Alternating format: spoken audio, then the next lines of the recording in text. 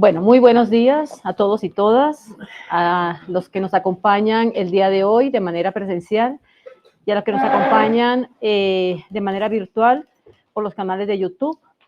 Un cordial saludo desde el Doctorado en Ciencias de la Educación de la Universidad Pedagógica y Tecnológica de Colombia con la red RUDE Colombia.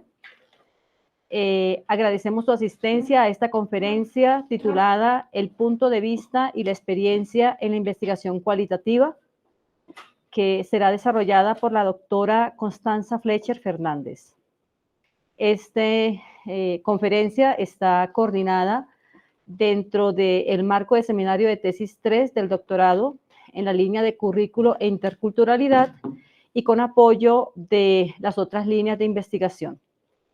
Hago una breve presentación de la extensa hoja de vida de la doctora Constanza. La doctora Constanza tiene doctorado en estudios latinoamericanos de la Universidad Nacional Autónoma de México, de la UNAM, maestra en antropología y socióloga de la Universidad Nacional de Colombia. Pertenece a la Asociación Colombiana de Sociología desde el año 2022. Es docente e investigadora feminista. Ha sido directora, evaluadora y jurada de tesis de pregrado y posgrado. En su más reciente experiencia laboral, estuvo en la Secretaría Distrital de la Mujer, en Bogotá, como facilitadora de la Escuela de Formación Política de la Dirección de Participación y Territorialización de Derechos y en la Universidad Nacional de Colombia como profesora experta. Es un gusto y un placer, doctora Constanza, tenerla acá en nuestras instalaciones, tenerla acá en nuestro doctorado. Agradecemos tanto a los participantes de manera presencial como de manera virtual realizar el diligenciamiento de la respectiva constancia. Doctora Constanza, tiene usted la palabra. Bienvenida. Gracias. ¿Será que me siento allá mejor? Porque ellas quedan, sí, igual. Que salga en la cámara. Que salga, que salga. ¿Puedo pasar por ahí atrás?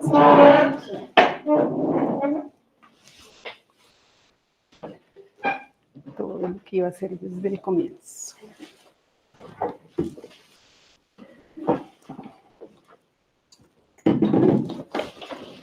Listo.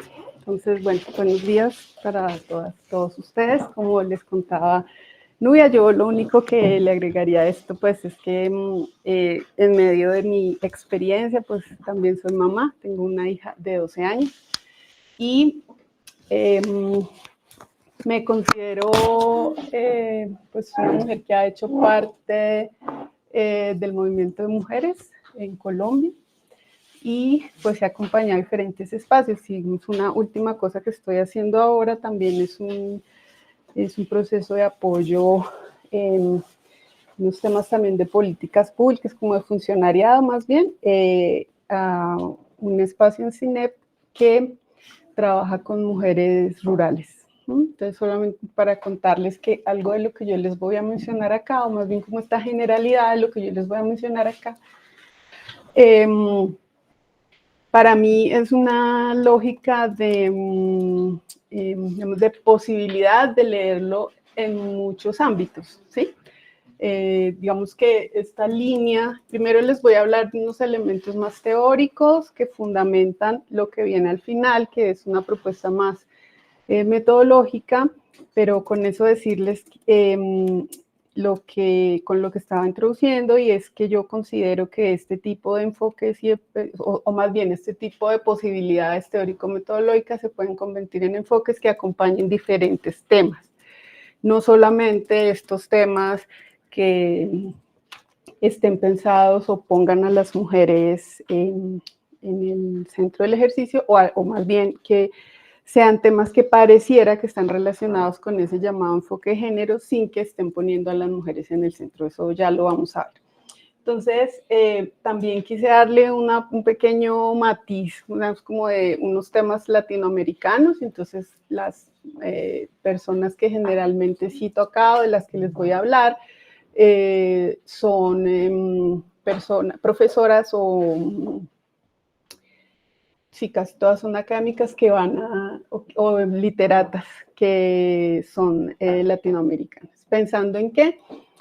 En una primera idea, y es que para hacer lectura también de nuestras condiciones, digámoslo así, o de diferentes problemas sociales que encontremos, yo creo particularmente que lo que hacemos desde nuestra tierra, digámoslo así, o escenarios similares es muy importante para esa lectura. O sea, yo creo que lo que se piensa en América Latina desde diferentes espacios aplica para una reflexión en este contexto, digamos, de América Latina como un espacio geopolítico, digámoslo así, ¿no? Entonces, sí, las personas que están atrás, aquí hay espacio, ¿sí? Para si quieren ubicarse, para que no queden allá lejitos. Si de su vez no quieren. Acá hay una silla. Acá.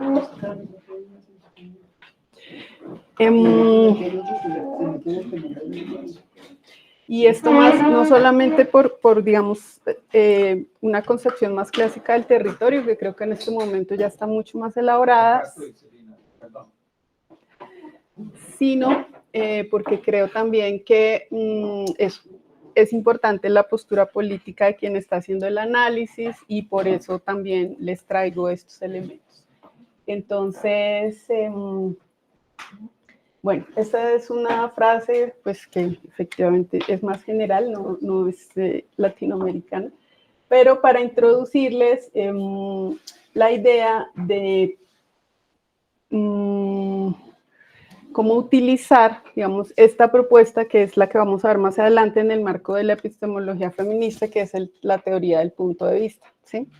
De cómo, que ya se las voy a explicar más adelante. Pero ¿eso qué implica? Implica básicamente algo que es lo que quiero dejarles como un segundo momento en lo que les estoy comentando, y es... espérenme, voy para ahorita hacerles un resumen.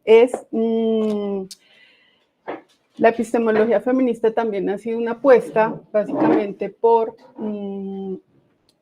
esta reflexión epistémica de qué pasa con la producción de conocimiento desde las mujeres, ¿sí? De cómo han estado, cómo se nos ha permitido el ingreso o la permanencia en la ciencia en general. Igual, yo creo que para quienes estamos en estas áreas es una buena reflexión porque se han logrado, por ejemplo, recientemente los días de la niña en la ciencia o de la mujer en la ciencia, pero la gente se remite inmediatamente a las ciencias naturales, por ejemplo, y nos toca también hacer el ejercicio que es ¿no? Ya digamos ya de siglos, como las ciencias sociales pues son ciencias también, ¿no? Entonces, pero la idea al hablar de ciencia general, y de hecho varias universidades aún cuando ponen a sus facultades ciencias, pues están hablando más de las ciencias naturales. Entonces, ese tipo de reflexiones sobre de dónde surge el conocimiento y a qué tipo de conocimiento le damos valor. Hacia allá va esta epistemología feminista y la pregunta es tanto la posibilidad de que las mujeres estemos haciendo teoría y hagamos teoría, como la pregunta sobre en qué lugar de la producción de conocimiento están las mujeres también, o sea, lo que sucede con las mujeres. Entonces, este tipo de citas, poco, lo que quiero hacer es introducirles en la idea de cómo la ciencia ha sido producida, en este caso estamos hablando de la ciencia médica, ¿no?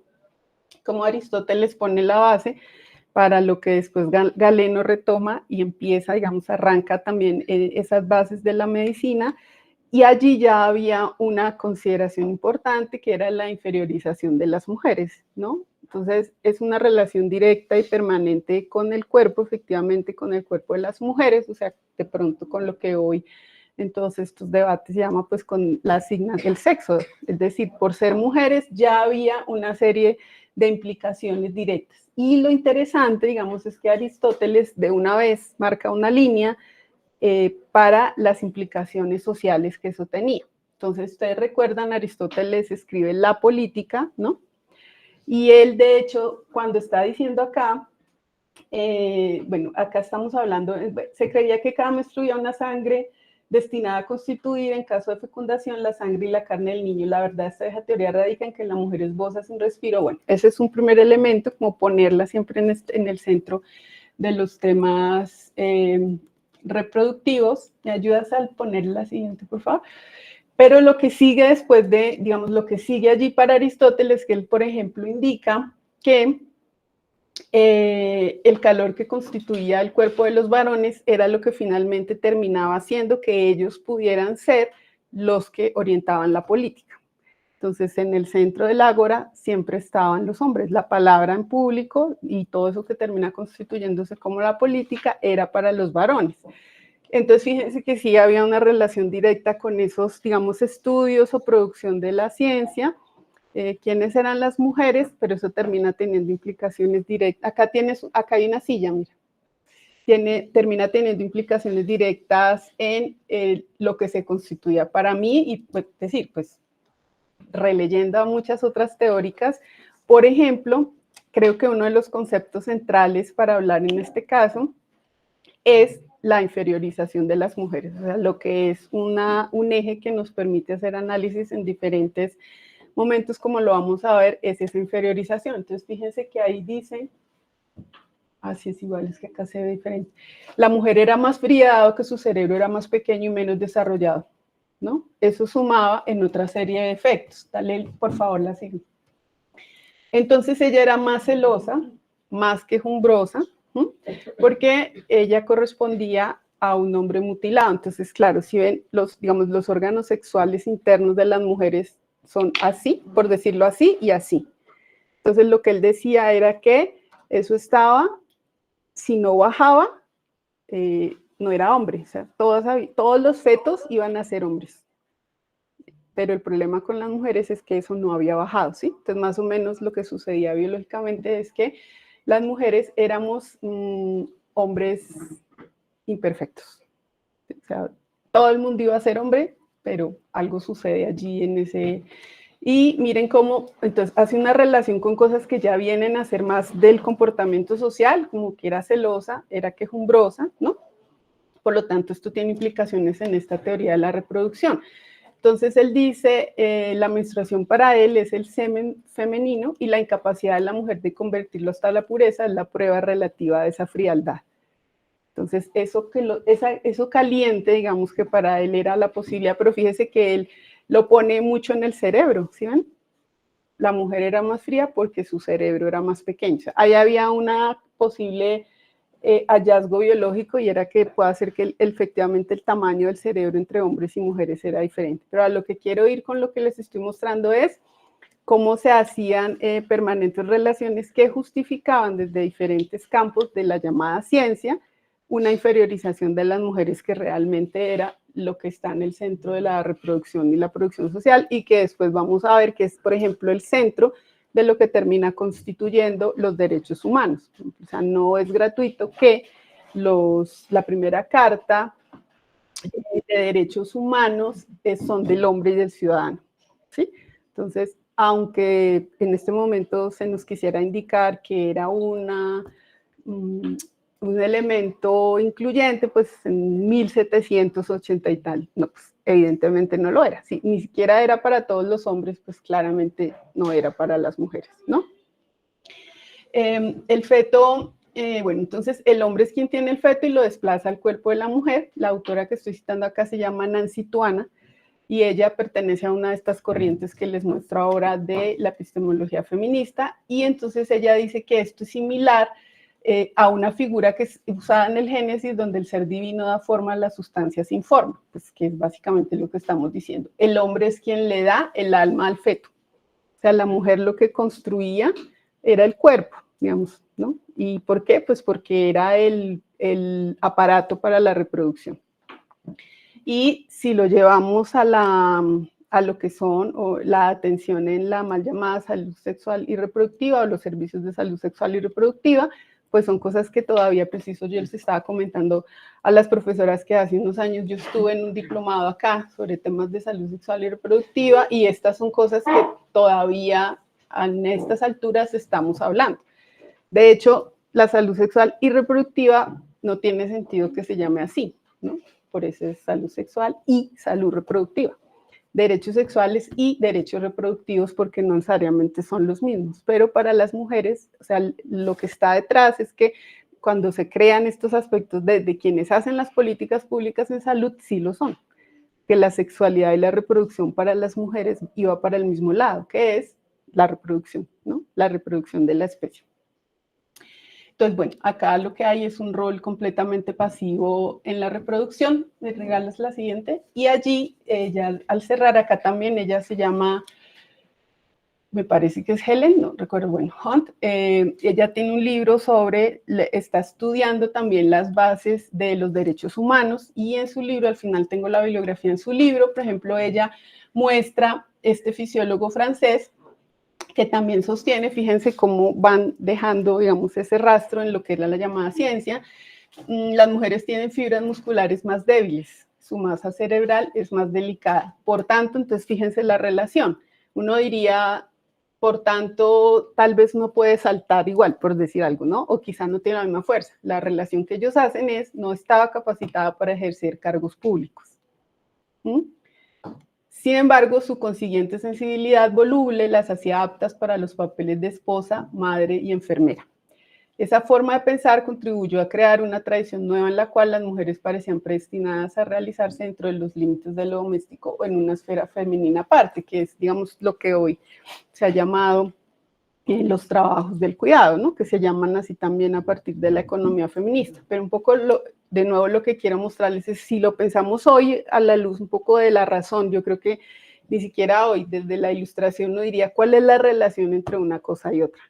O sea, no hay una relación directa que esa misma ciencia pudiera sostener. La única relación que se ve ahí, pues es un ejercicio completamente patriarcal en la producción de la ciencia. ¿Quiénes son los que producen la ciencia? Que además son varones con unas ciertas características, como vamos a ver, que están relacionadas con, por supuesto, la clase, la raza y demás, porque son, acá tienes espacio. Acá hay otra.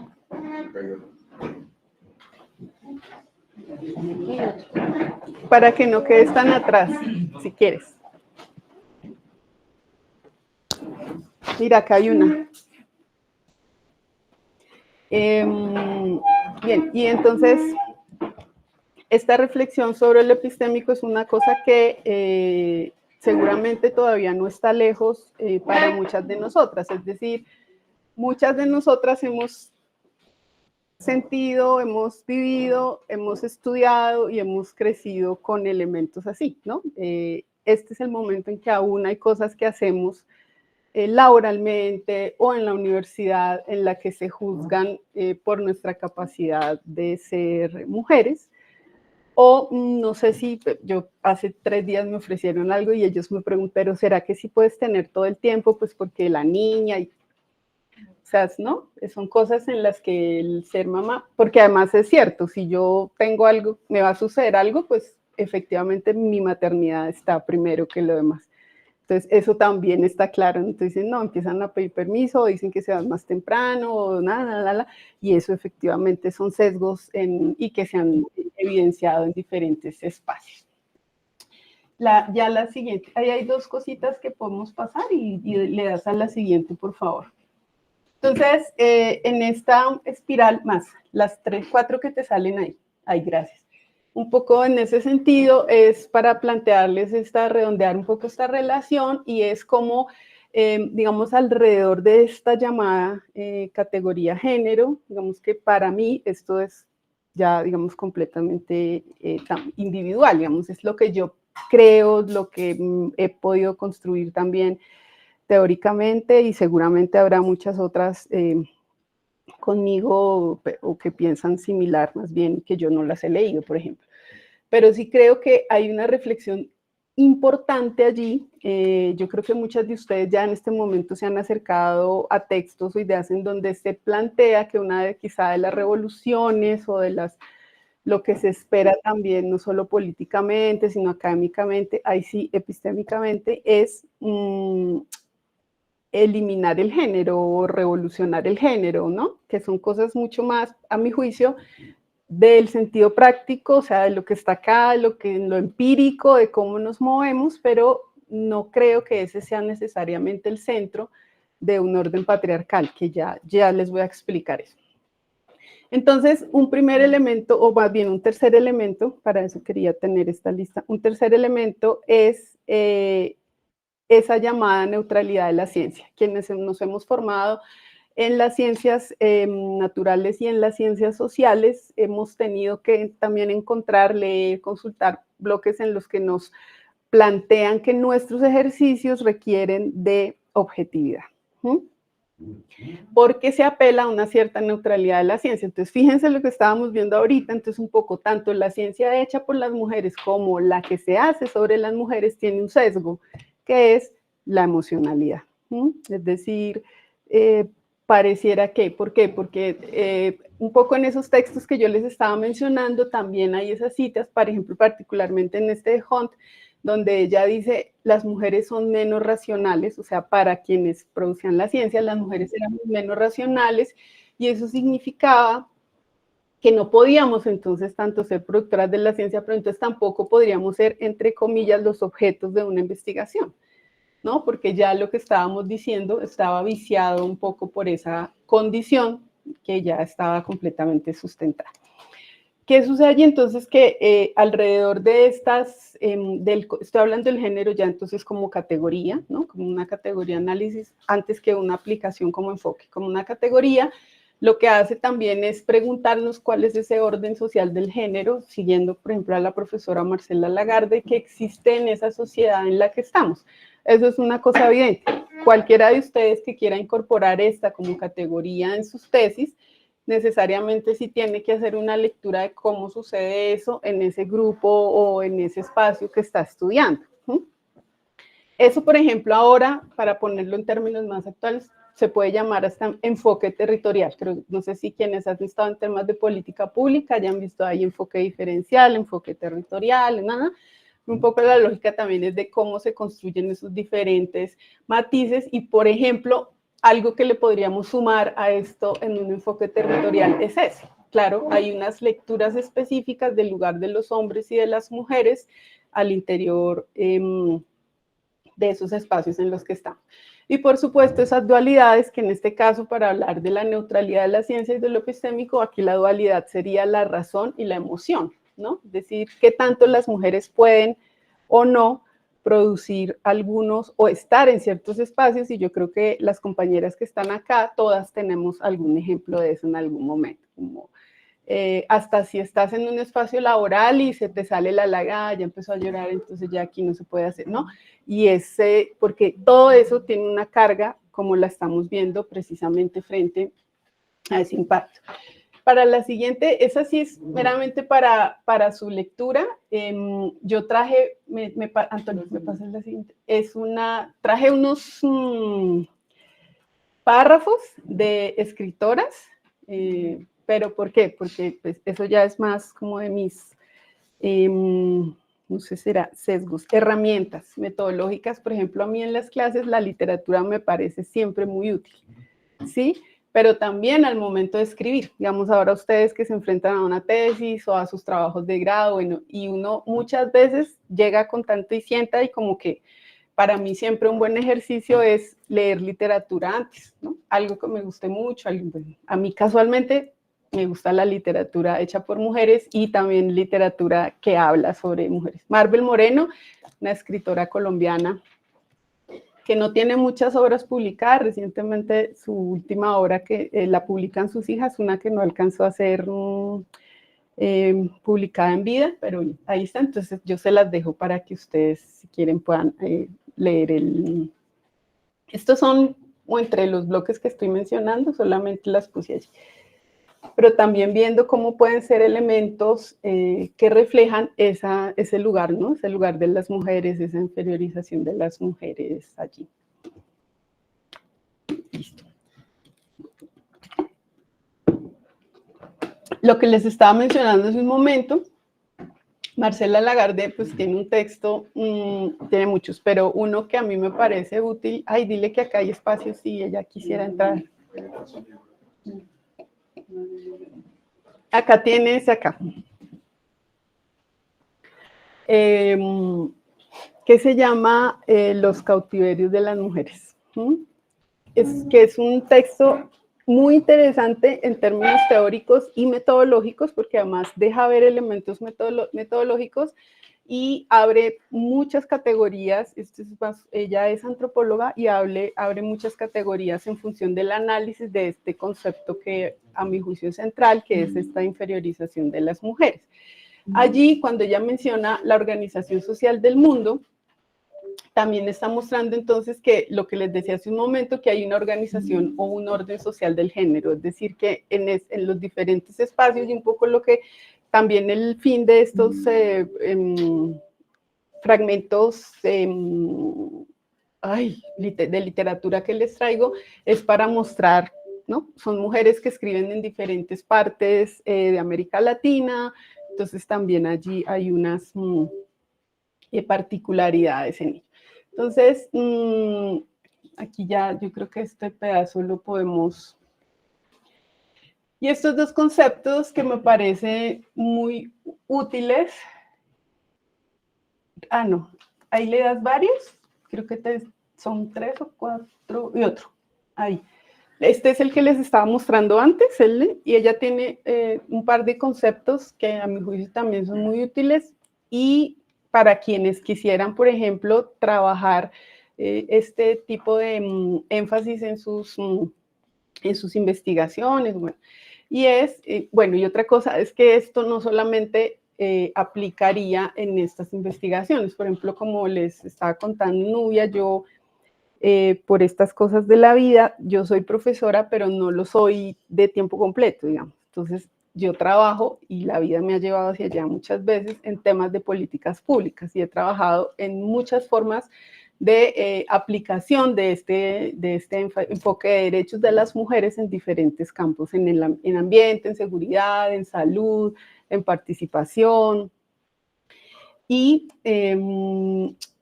este concepto me parece útil, y es útil también en el mundo del trabajo en ese sentido, por ejemplo, en el de las políticas públicas y en el de hacer proyectos con mujeres también. La condición y la situación de las mujeres es esta, que condición es un poco el ejemplo que les daba ahora. Cuando nosotras hablamos de ciertas cosas, hay muchas de ellas que inmediatamente nos hacen sentido sin que tengamos que ir tan lejos en la explicación. Entonces yo les decía, acá ahí, ¿vas a entrar? Oye.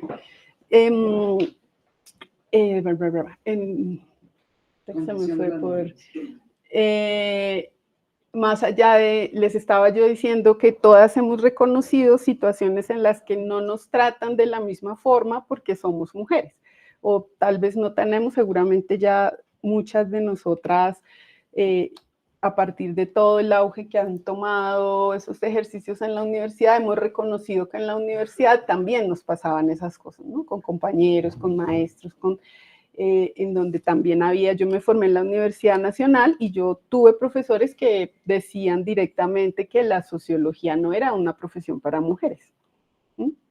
Ahora, pues él decía exactamente, él era nuestro profesor de estructura de la sociedad moderna, y él decía, pues ya se metieron, pero no es una carrera para mujeres, ¿sí? O sea, está hecha, y de hecho nosotras no vimos mujeres pioneras en la sociología. Para mí, las mujeres pioneras en la sociología han sido más un ejercicio como profesora, nunca fue como estudiante, ¿no? Y eso es muy reciente en las carreras de sociología. De hecho, son muy recientes las asignaturas, y hay lugares en donde la asignatura además la dicta un compañero, ¿no? Que eso también tiene un sentido de vamos a validar que estas mujeres sí hicieron una cierta producción, entonces la clase la dicta un profesor. O, por ejemplo, hay universidades todavía en las que temas como Marx no los dicta una mujer, ¿no? Es como esta idea de, dentro de la sociología, eso es digamos, como una teoría dura, ¿no? O sea, una teoría muy importante. Entonces, no está a cargo de profesoras mujeres. Todo eso son, digamos, elementos que uno ve en la práctica. Ese tipo de asuntos dentro de esa condición. Un poco, ¿cuál es eso que las mujeres identifican en ese sentido por serlo? Y la situación de las mujeres puede interpretarse ahora tal vez ya han escuchado este concepto de la interseccionalidad, ¿no? Que es el que habla de toda la diversidad de las mujeres a medida que se cruzan muchos elementos de esa opresión. En este caso, y para ella el concepto de situación de las mujeres me parece que nos lleva a eso, ¿sí? Y es esta posibilidad de reconocer la diversidad en términos de clase social, ahora de, por ejemplo, de identidad de género o de orientación sexual, de pertenencia étnica, de lengua, de procedencia, en países como el otro, condiciones como la... ¿Será que es posible quitar ese pipi, no? Está conectándose porque vuelve a ir a la sesión. Ay, entonces ya, perdón, sí, no, porque es cuando entra. La gente. Déjame ya, miro. Listo, qué pena, es que se me... Tranquila. Como ahorita. Y situación de las mujeres es, entonces, es todo ese marco posible, ¿no? De lo que llamaríamos la diversidad de las mujeres. Eso es importantísimo también. Y entonces una cosa que yo quiero dejarles allí es que fíjense que esto no es solamente para quienes hacen un trabajo o una investigación que sea específica con las mujeres. Yo creo, dale la siguiente, yo creo que en general las personas que estamos en las ciencias sociales y en las ciencias humanas, mínimamente ya deberíamos tener la posibilidad de hacer lecturas de problemas sociales en donde siempre por lo menos estemos cruzando el género con la clase y con la raza. Es decir, no podría ser que estoy hablando en este caso de conceptos que nos permitan entender sistemas de opresión, o sea, conceptos más grandes, ¿sí? Que son el colonialismo, el patriarcado y el capitalismo, por ejemplo. O sea, si hacemos lecturas de problemas sociales, no puede ser que se nos escape alguno de esos tres, por lo menos.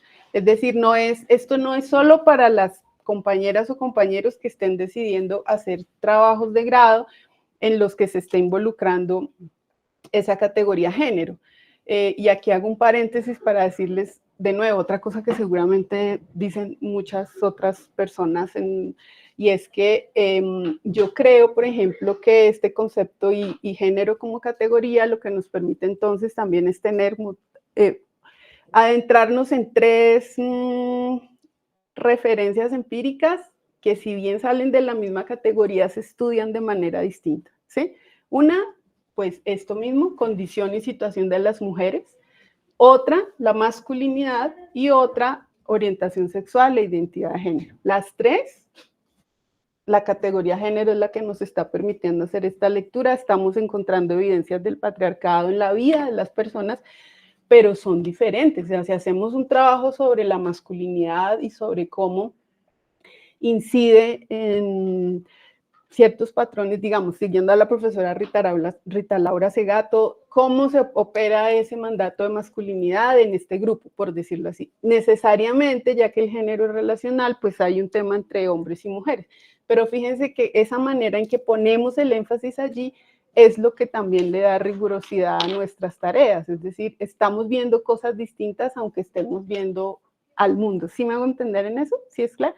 O sea, lo que yo quiero decirles es, si ustedes priorizan un tema sobre específicamente la condición y la situación de las mujeres, voy a poner esto en términos de política pública. Digamos como un ejemplo que de pronto pueda ser más sencillo. Violencia contra las mujeres, ¿sí? Que a mi juicio, por lo menos otra vez, una cosa muy individual, es que es una de las formas de la violencia basada en género. Porque entonces la violencia basada en género solo nos está hablando que hay una violencia que tiene componentes de género, pero no me está diciendo quién es la persona víctima, ¿sí?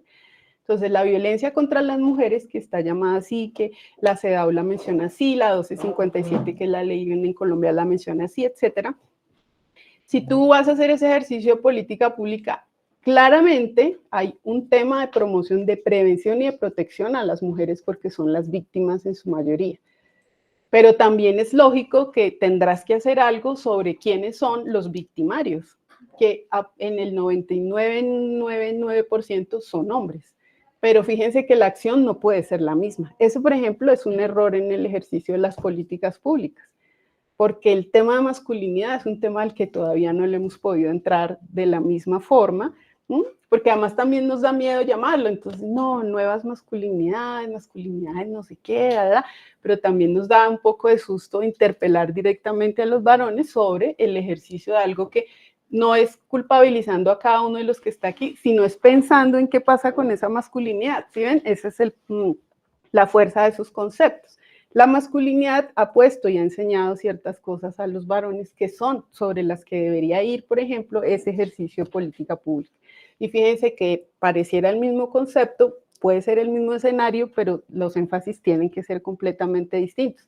Y este énfasis frente a los hombres violentadores casi no lo hemos podido trabajar.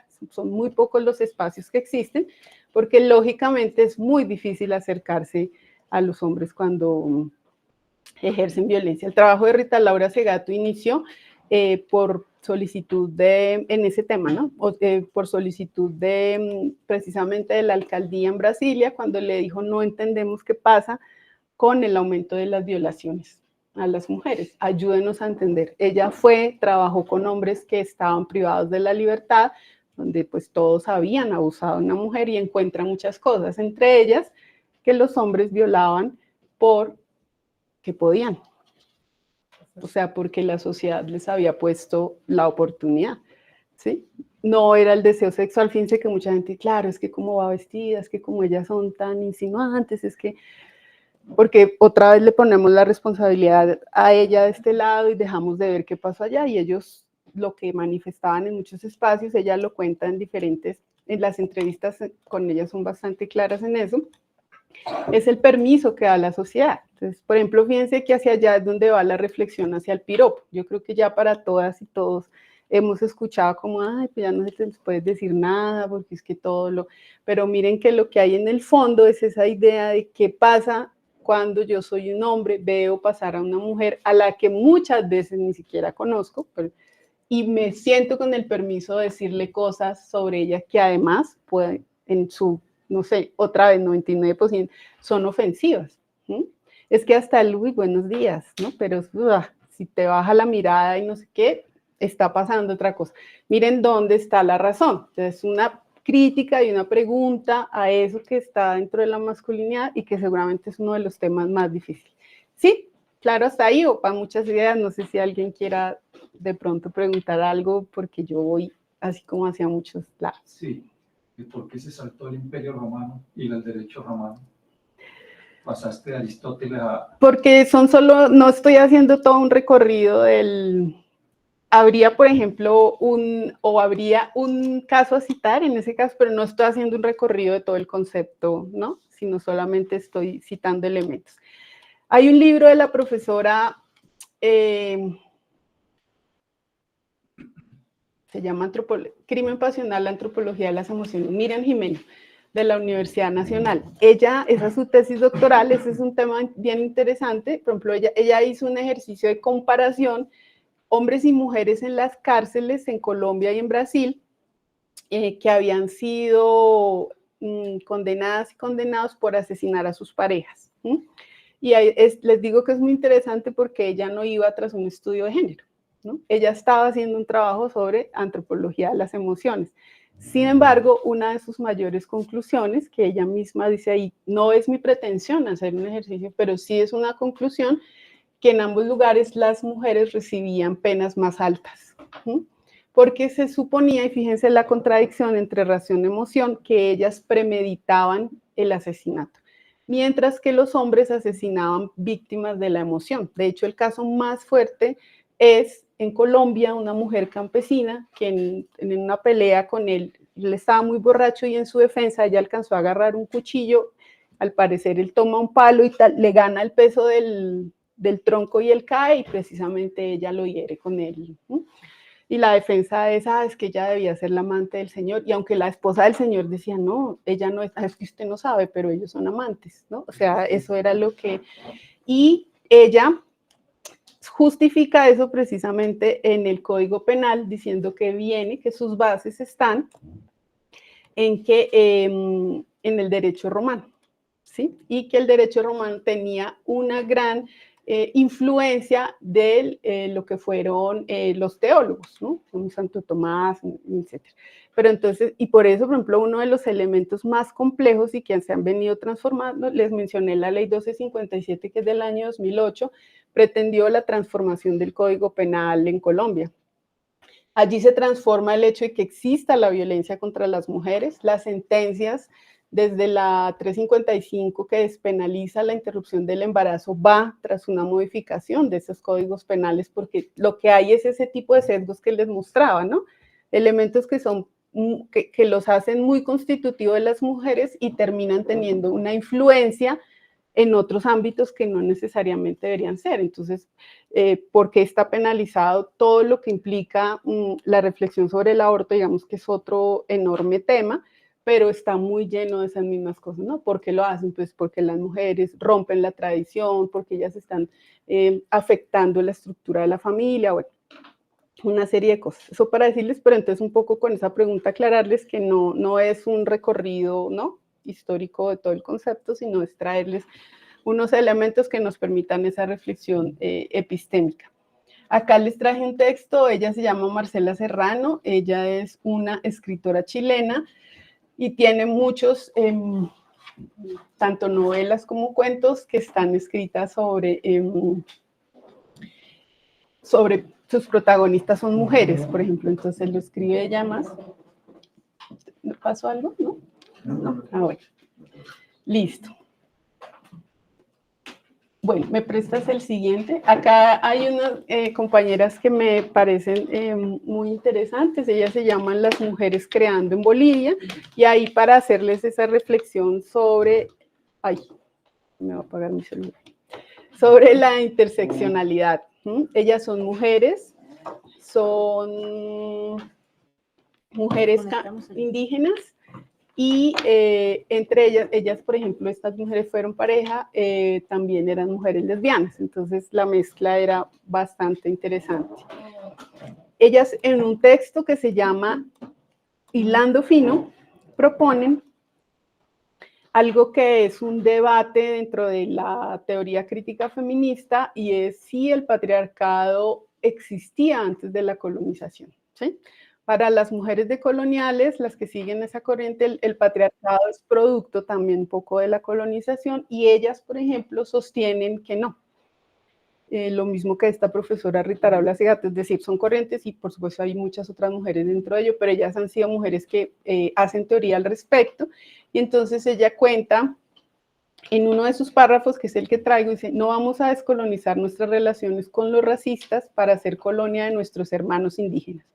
No vamos a pelear por la autonomía de los territorios cuando nuestro cuerpo es un territorio ocupado por jueces, curas, fiscales, maridos, padres y dirigentes. Entonces, un poco su idea es decir, para nosotras sí existe algo que ellas llaman un entronque patriarcal, es decir, sí había un ejercicio de dominación hacia las mujeres previo a la colonización, y lo que ellas exponen, digamos, denuncian, es si hay un ejercicio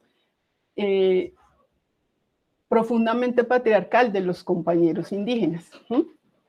Eso es interesante por varias cosas, entre ellas porque lo están... ¿Tiene dulce? Sí. Ah, lo están diciendo, gracias.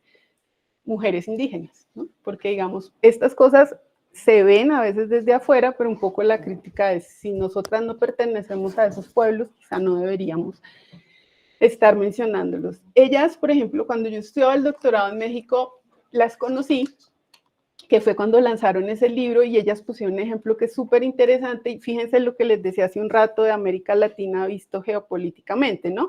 Ese caso me parece interesantísimo. Evo Morales, pues ha sido un presidente reconocido porque es progresista, ¿no? Digamos, Evo Morales y Rafael Correa en Ecuador, él fue también reconocido y se reconoce como un hombre muy progresista, y es muy curioso, entre muchas comillas de estas epistémicas, hombres tan progresistas que se oponen a los derechos de las mujeres, porque ambos, desde su perspectiva, Rafael Correa muy cristiano y Evo Morales desde esta forma, digamos, esta cosmovisión de ver, y se oponen a, por ejemplo, a la interrupción del embarazo. ¿Qué hicieron estas mujeres? Ellas tienen una confederación de mujeres, están muy organizadas y ellas se reunieron entre todas y dijeron, vamos a ir a exigirle a Evo una protección a las mujeres indígenas que quieren interrumpir el embarazo. Entonces pasaron dos cosas. Una, las otras mujeres dijeron, nosotras no estamos de acuerdo. Es un poco lo que lograron entre todas fue decir, está muy bien, si ustedes no están de acuerdo, no lo hagan. Pero ¿qué pasa con aquellas que sí lo quieren hacer? Entonces un poco estos debates se dan entre nosotras, pero no se los presentamos a ellos, o sea, no vamos a llegar a ese espacio a tener ese enfrentamiento entre nosotras. Y el segundo, como ustedes de pronto lo recuerdan o lo pueden consultar, la autonomía de los pueblos indígenas es uno de esos elementos claves que permitió que Evo consiguiera reestructurar la Constitución y demás, y muchos de esos elementos que él logró desarrollar como país, y ellas apelaron a ese mismo concepto en una reunión y le dijeron, nosotras apelamos a nuestra autonomía como pueblos indígenas, y lograron entonces el uso del misoprostol en comunidades indígenas, por supuesto poniendo en el centro, para lo que vamos a hablar más adelante, en el centro el elemento más importante que es, las mujeres son las que deciden, tanto si lo hacen como si no lo hacen, pero que sean ellas las que toman la decisión. Ese es un caso que me parece súper interesante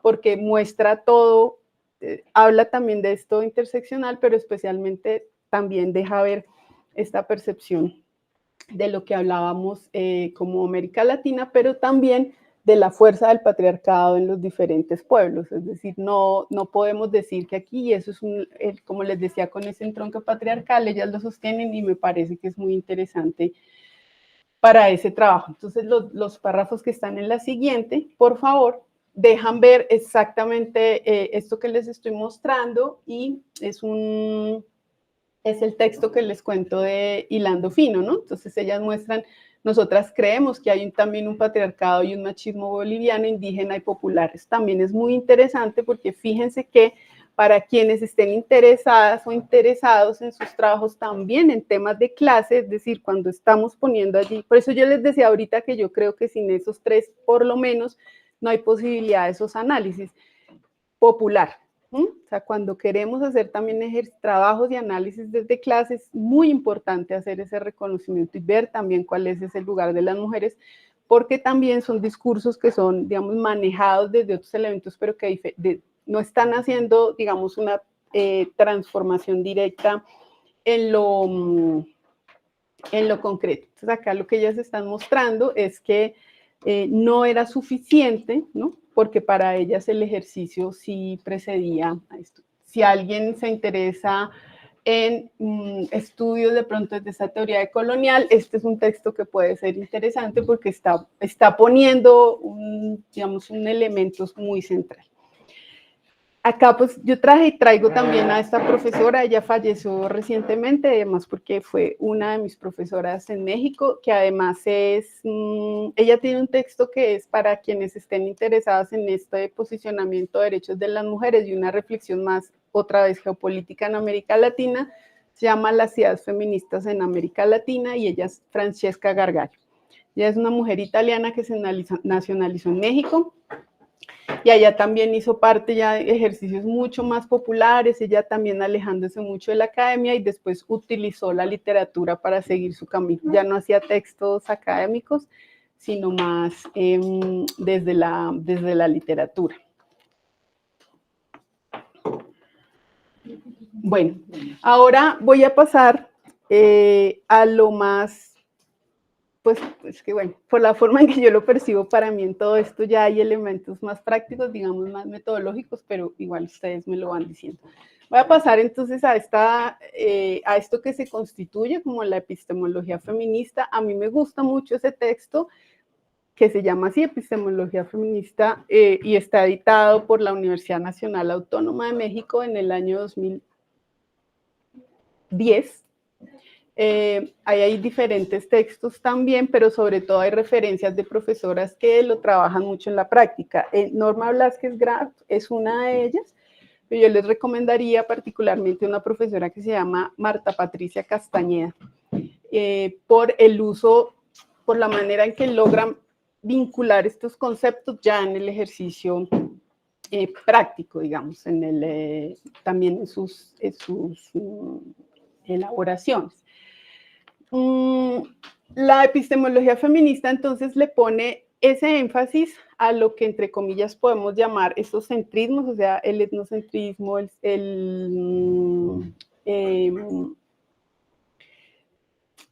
ahora ¿cómo se dice? Se menciona, se llama, se nomina de otras formas, pero por ejemplo, ¿cómo podemos pensarnos entonces esos elementos que son más unos ejercicios, digámoslo así, verticales, se me fue la palabra, del poder, no solo jerárquico, sino... Sí, exacto, gracias. Estoy viendo Gramsci, no sé qué, se me fue. Hegemónicos del poder. Por eso cuando les digo, cuando nos hacemos esa pregunta entre el género, la clase y la raza, como conceptos que nos permiten estar leyendo, por lo menos esos sistemas de opresión, estos elementos son claves. Es decir, creo yo que cualquier trabajo de investigación debería tener por lo menos la posibilidad de contemplar eso, ¿sí? No, es que yo solamente estaba leyendo esto y no, claro, no podemos hacerlo todo el centro del ejercicio, pero lo que sí creo es que esa manera como creamos ese problema que consideramos relevante y que es el que vamos a investigar, necesita poder hacer estas lecturas. Porque además, yo siempre recuerdo a esta profesora cuando Marcela Lagarde nos daba clase y ella nos decía algo que me parece muy interesante y ahí otra vez les mando como son más reflexiones mías, por supuesto, desde la maternidad y es el uso de la violencia. Entonces, por ejemplo, otra vez, en políticas públicas, yo creo que esta violencia intrafamiliar, que tampoco nos dice quién es la persona víctima ni la persona victimaria, o sea, la han usado como un eufemismo de la violencia contra las mujeres, pero no es solo el lugar donde sucedió. No sabemos ni quién es la persona que la ejerció, ni quién es la persona que la sufrió, ¿sí? Y eso ha sido todo un trabajo que efectivamente sí se ha podido lograr en los sistemas de información, que es desagregar quién es la persona agresora y el sexo de la persona agresora. Porque fíjense que muchas veces nos dicen, no, pero es que las mujeres también agreden, las mujeres también violentan. Vamos a la estadística y ven, la violencia entre pareja generada por las mujeres es muy baja realmente en términos estadísticos, pero si fuéramos a esa violencia intrafamiliar, puede ser que la agresora lo es para sus hijos o hijas. Y fíjense que ahí el análisis es una cosa completamente distinta, pero yo creo que no debería separarse de esto. Muchas mujeres pueden hacer un ejercicio de violencia hacia sus hijos e hijas precisamente por la violencia que viven en otros contextos, pero además porque la maternidad es un ejercicio muy difícil, es un ejercicio profundamente solitario, un ejercicio en el que la sociedad es completamente injusta. Y eso es algo que nunca se habla, porque nosotras nacimos para ser mamás. Entonces, por eso ahorita también se puso de moda recientemente muchas mujeres hablando y llamándose malas madres. Creo que recientemente hay muchas y ahora que pasan tantas cosas por Instagram que lastimosamente se volvió un reemplazo de los libros. Entonces, mucha gente consulta, forma concepto, forma opinión a través de lo que dicen otras personas en Instagram. Y bueno, ahí tenemos otro matiz para la... Pero a lo que iba es que ser mamá es muy difícil en esta sociedad. Por ejemplo, eso que te decía, se me enferma, ¿no? Se enferma, uno siempre dice se me enferma.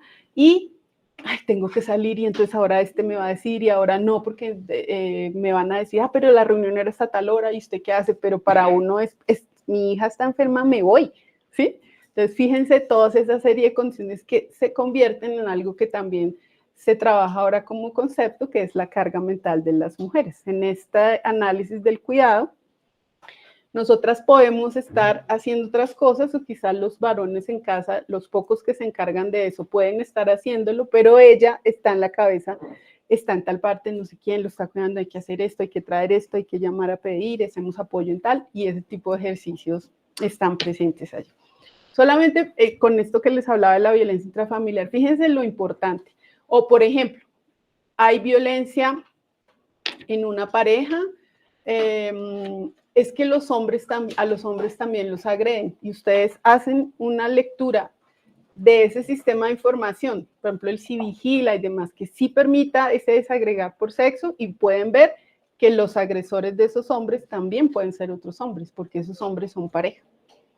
Fíjense el caso ayer, no sé, alguien me lo contó, yo no lo he leído, pues esas cosas del profesor que agredió a un niño de 5 años.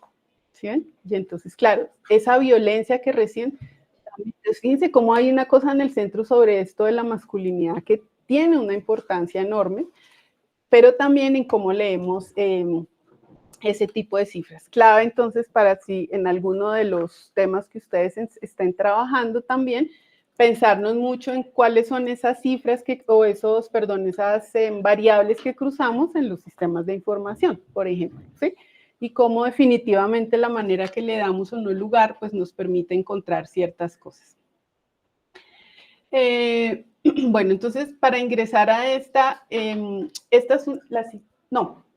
estabas mostrando, esta es una reflexión general, yo esta la tomé precisamente del curso que les conté en el que estaba con la profesora Marcela Lagarde, y es para que pongamos entre comillas, digamos, o entre signos de pregunta, este concepto del punto de vista, ¿sí? Que es de esa teoría que yo les quiero hablar ahora.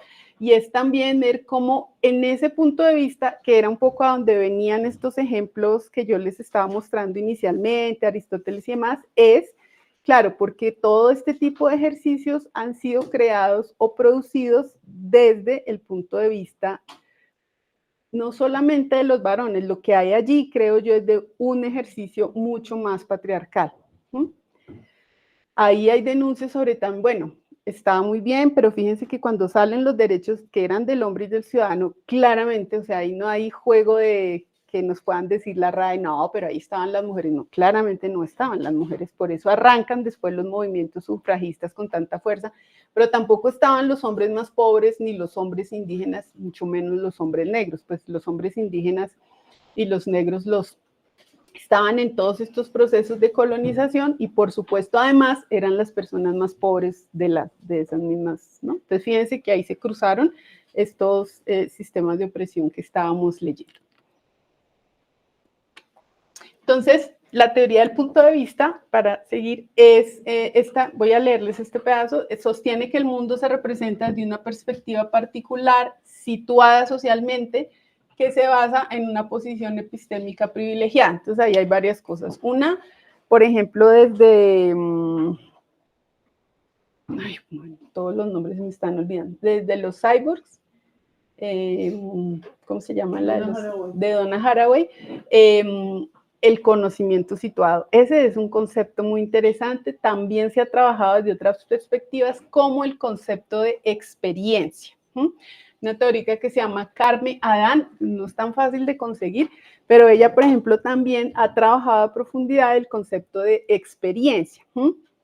¿Qué hay en el centro, aunque voy a redundar un poco con esas palabras, y es decir, la experiencia de las mujeres te muestra un punto distinto de ese proceso. Ejemplo, todo esto que efectivamente las mujeres venían denunciando desde hace años, pero que sale en la JEP y sale en la Comisión de la Verdad, y es las principales víctimas del conflicto armado en este país son las mujeres. ¿Sí? Claro, los hombres pueden ser, que pudieron ser los más, en términos de personas muertas, puede ser que haya un índice superior de varones, pero las mujeres, ¿qué pasó? Las mujeres sobrevivieron, pero porque esos guerreros, además, violaron a esas mujeres.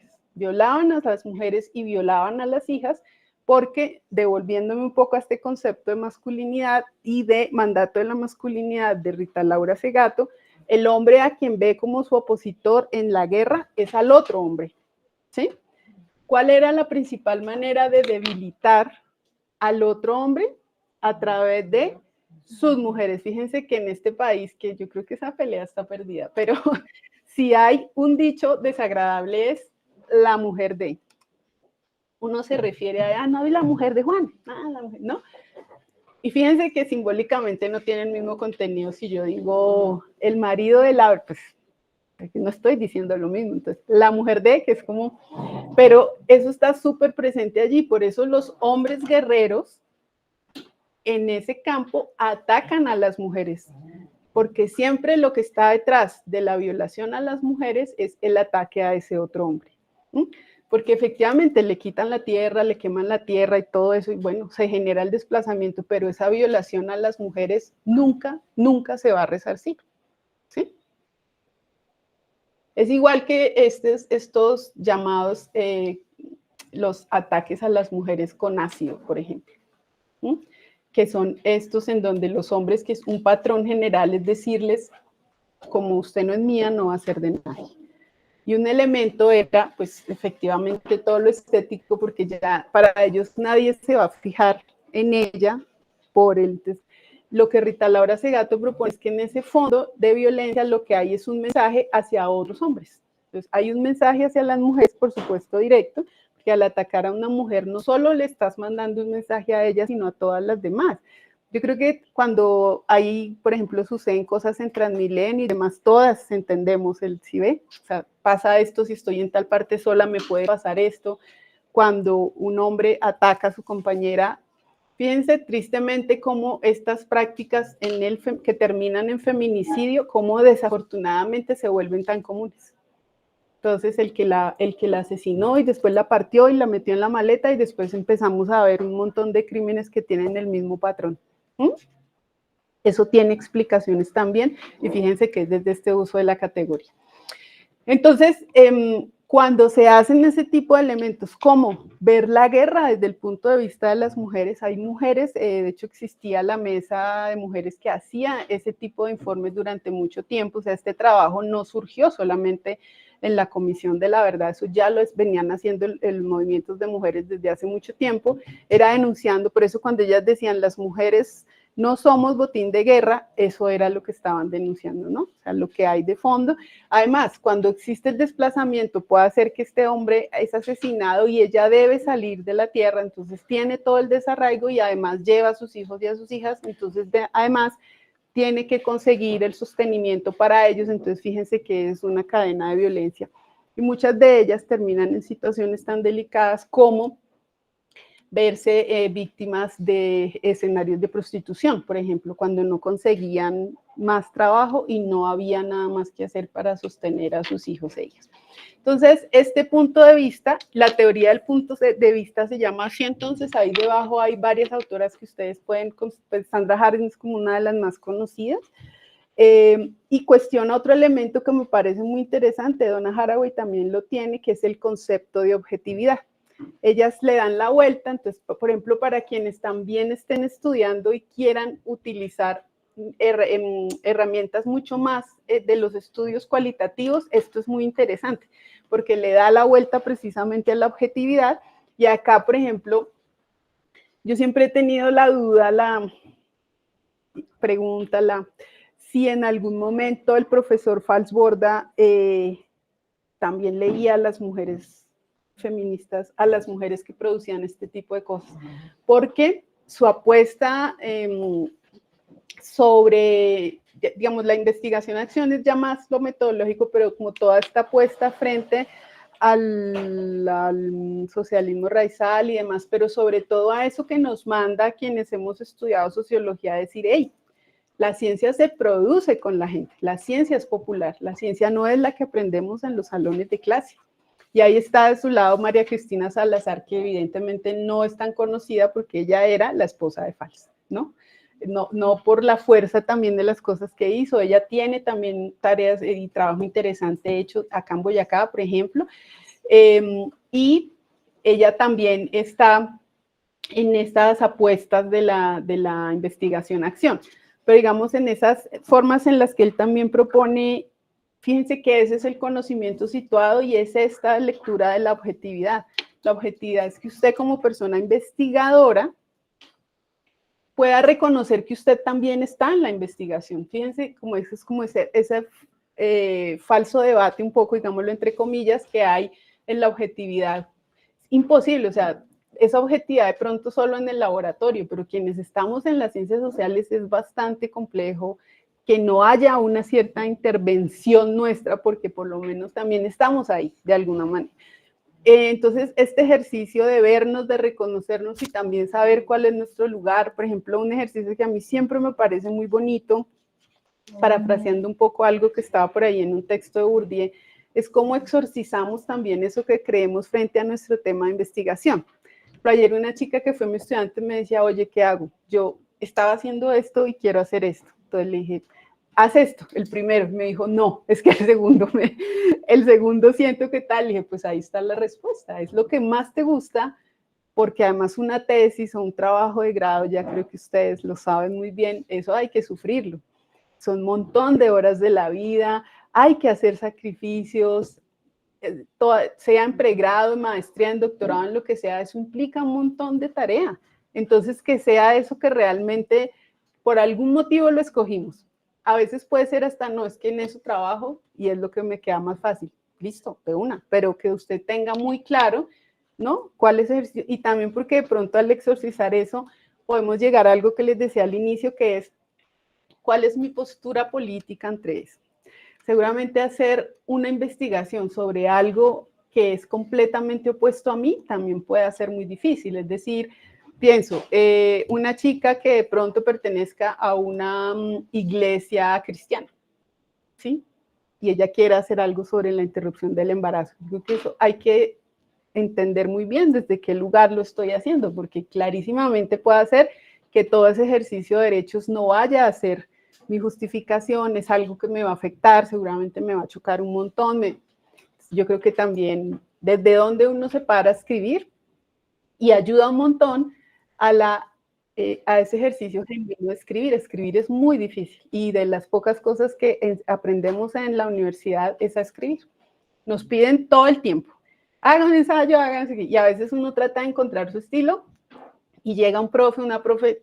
Yo aquí no le pregunté lo que usted piensa, yo le estoy diciendo qué dice el texto y uno, ¿no? Que es una cosa. En cambio hay otras, por ejemplo, que podemos pensar, no, dígame lo que cree, lo que entendió, lo que le parece, ¿no? Y uno le da más valor, pero pues seguramente porque el ejercicio epistémico también, que esto que uno cree, por ejemplo, esto para mí también tiene mucho sentido en mis clases. Para mí lo más importante es qué logramos hacer entre unas y otros en el marco de un salón de clases. Y seguramente para mí también es un ejercicio político, por ejemplo. Y tiene mucho que ver, entre otras cosas, entre que yo soy una mujer que pude ir a la universidad, ¿sí?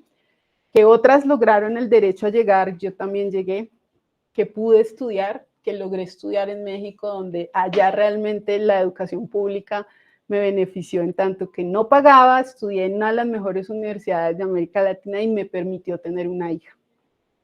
Tener una beca, vivir allá y también tener el espacio y la posibilidad de estar con ella, por ejemplo. Y todas esas cosas hablan, sin ninguna duda, de una serie de privilegios, entre otros porque, por ejemplo, yo decidí que sí quería ser mamá. ¿Sí? Todo, y fíjense que si uno lo analiza, son un montón de cosas que tú conoces, un montón de mujeres que jamás tuvieron el espacio, ni siquiera para estar, para llegar. Las chicas que están sentadas hoy acá en la universidad y las que somos profesoras, pues estamos haciendo uso también de toda una ganancia de muchas mujeres que nos precedieron y que nos han permitido ganar ese espacio. Por ejemplo, que una profesora dirija la clase. Yo creo que hace también cuántos años era como, pero, y como que sí, ella va a hablar pues de temas de mujeres, ¿no? O ella dicta en las carreras de mujeres, entonces en trabajo social, en las pedagogías, eso que estábamos viendo hace un rato de cómo, claro, había carreras que estaban mucho más puestas en las mujeres porque eran carreras que implicaban cuidado, ¿sí? Que es un poco esa elaboración que veíamos. Para el siguiente, bueno, aquí yo creo que esto ya son elementos, otra vez, a mi juicio, que pueden ser más prácticos, ustedes me pueden ir diciendo si sí o no, pero es como ver desde esos ojos de las mujeres, ¿no? O sea, también ellas cómo ven o cómo no pueden reconocer ese sistema de opresión, ¿no? Un elemento, y que eso también lo decía Simone de Beauvoir, que es muy interesante, y es, claro, uno de las, digámoslo así, y Rosa Luxemburgo también, por decirlo así entre comillas, pues el chiste de la opresión, y por ejemplo quienes hemos estudiado algo en sociología, reconocemos a Max Weber, ese es un concepto en la dominación. La gracia en la obediencia es que la persona no se dé cuenta. Los sistemas de opresión tienen su centro en quienes no van a ir en contra de ellos. Por eso, el machismo, que es la forma práctica, digamos, como lo vemos en lo empírico, la fuerza está en que tú no consideres importante transformar las relaciones entre hombres y mujeres. Por eso hay justificaciones así. Yo creo que de hecho podemos estar hablando de esto y mucha gente puede estar pensando como, ellas entre ellas diciéndose las mismas cosas, pero esto no es tan serio. O sea, ¿cómo lo va a hacer usted en una tesis? A ver si le parece. Para mucha gente esto siguen siendo temas muy poco serios, ¿no? Hace poco también lo viví por ahí en un espacio y los programas que yo presenté a ellos, o sea, la sociología política era seria, pero pensar entre mujeres pioneras en la sociología no lo es. De hecho, ahí les mando la invitación para quienes quieran y tengan alguna vinculación con la sociología. La Asociación Colombiana de Sociología estamos en este ejercicio y yo espero también que podamos hacer una cosa muy fuerte sobre las mujeres y la sociología. No necesariamente mujeres que sean feministas, sino cuál es nuestra presencia, ¿no? También en ella. Bueno, ahorita me acuerdo del otro que les iba a decir. Bien, está también una corriente que se llama el posmodernismo feminista. ¿Me regalas la siguiente? Ahora, también es un poco ver ciertos matices porque no necesariamente todas son, digamos, elementos opuestos, ¿no? Aquí, y tiene mucho que ver, yo tengo que decirles, confesarles que yo no soy de corrientes posmodernas y poco de corrientes posmodernas en general. Y yo creo que este es un momento de la historia, tanto en el activismo, en lo político, como en lo académico, en que han tomado mucha fuerza ese tipo de teorías. En este caso, fíjate que el centro está mira, voy a leer, ese es el segundo, critica el concepto hegemónico de mujer porque no hay solo una y porque es un concepto esencialista, por lo que propone cambios de perspectiva como estrategia ante la proliferación de teorías producidas por mujeres situadas. Efectivamente está poniendo yo diría, sin ánimo de hacer juicios, que por ejemplo en este campo estaría puesta un poco la idea de los que hoy se llaman estudios queer, ¿no? O estas teorías queer que están más relacionadas con el concepto de identidad.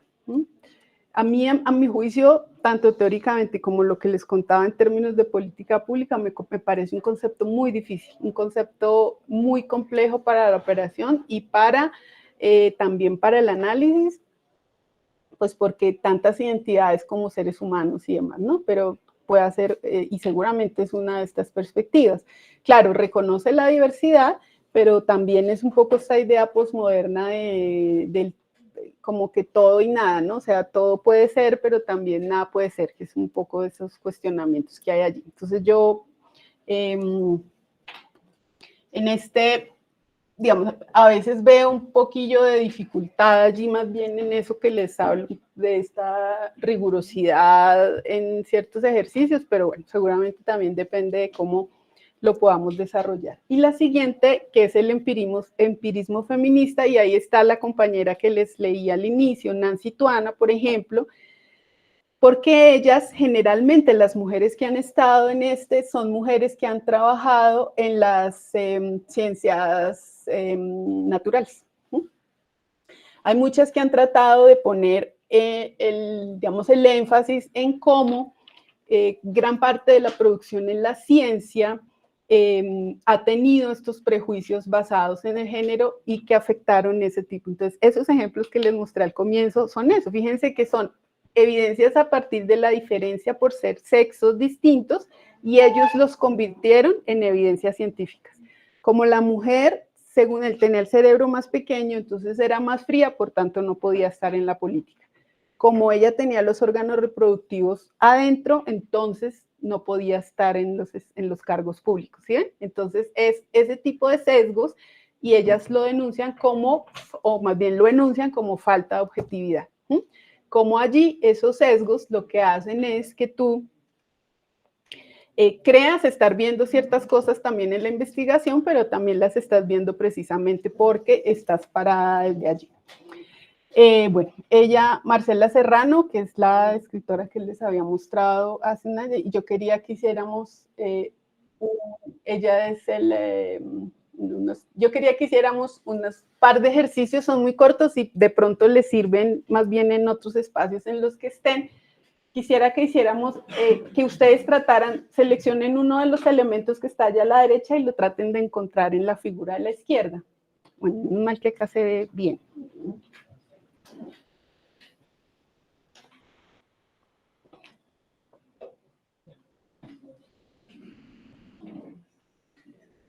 ¿Ya? ¿Alguien?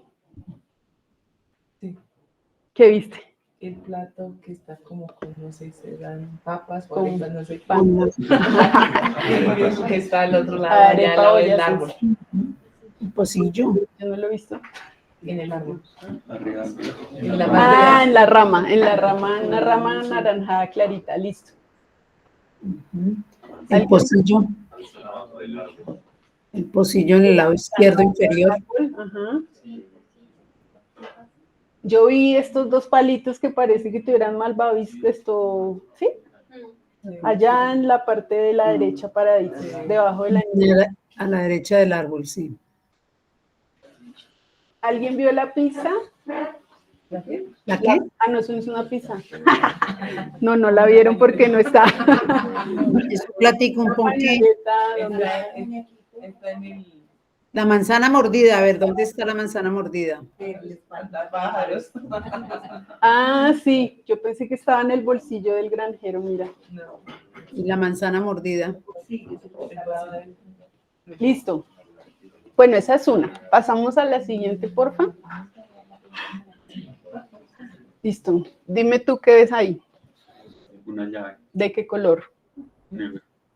¿Alguien ve algo diferente? Una ciudad. El perfil de una ciudad en la noche. Blanca la ciudad de fondo negro. ¿Alguien no había visto la ciudad hasta que la mencionamos? ¿Todo el mundo las vio de primerazo las dos? ¿Sí? Sí, señora.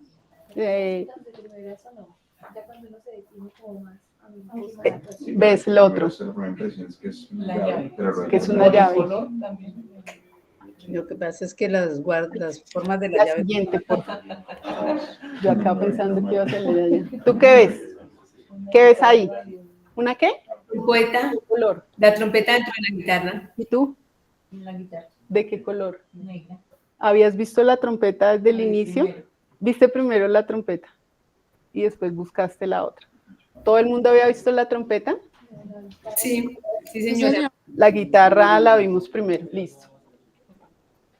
Entonces, este ejercicio para mí es básicamente y lo uso mucho en los talleres para introducir el concepto de enfoque.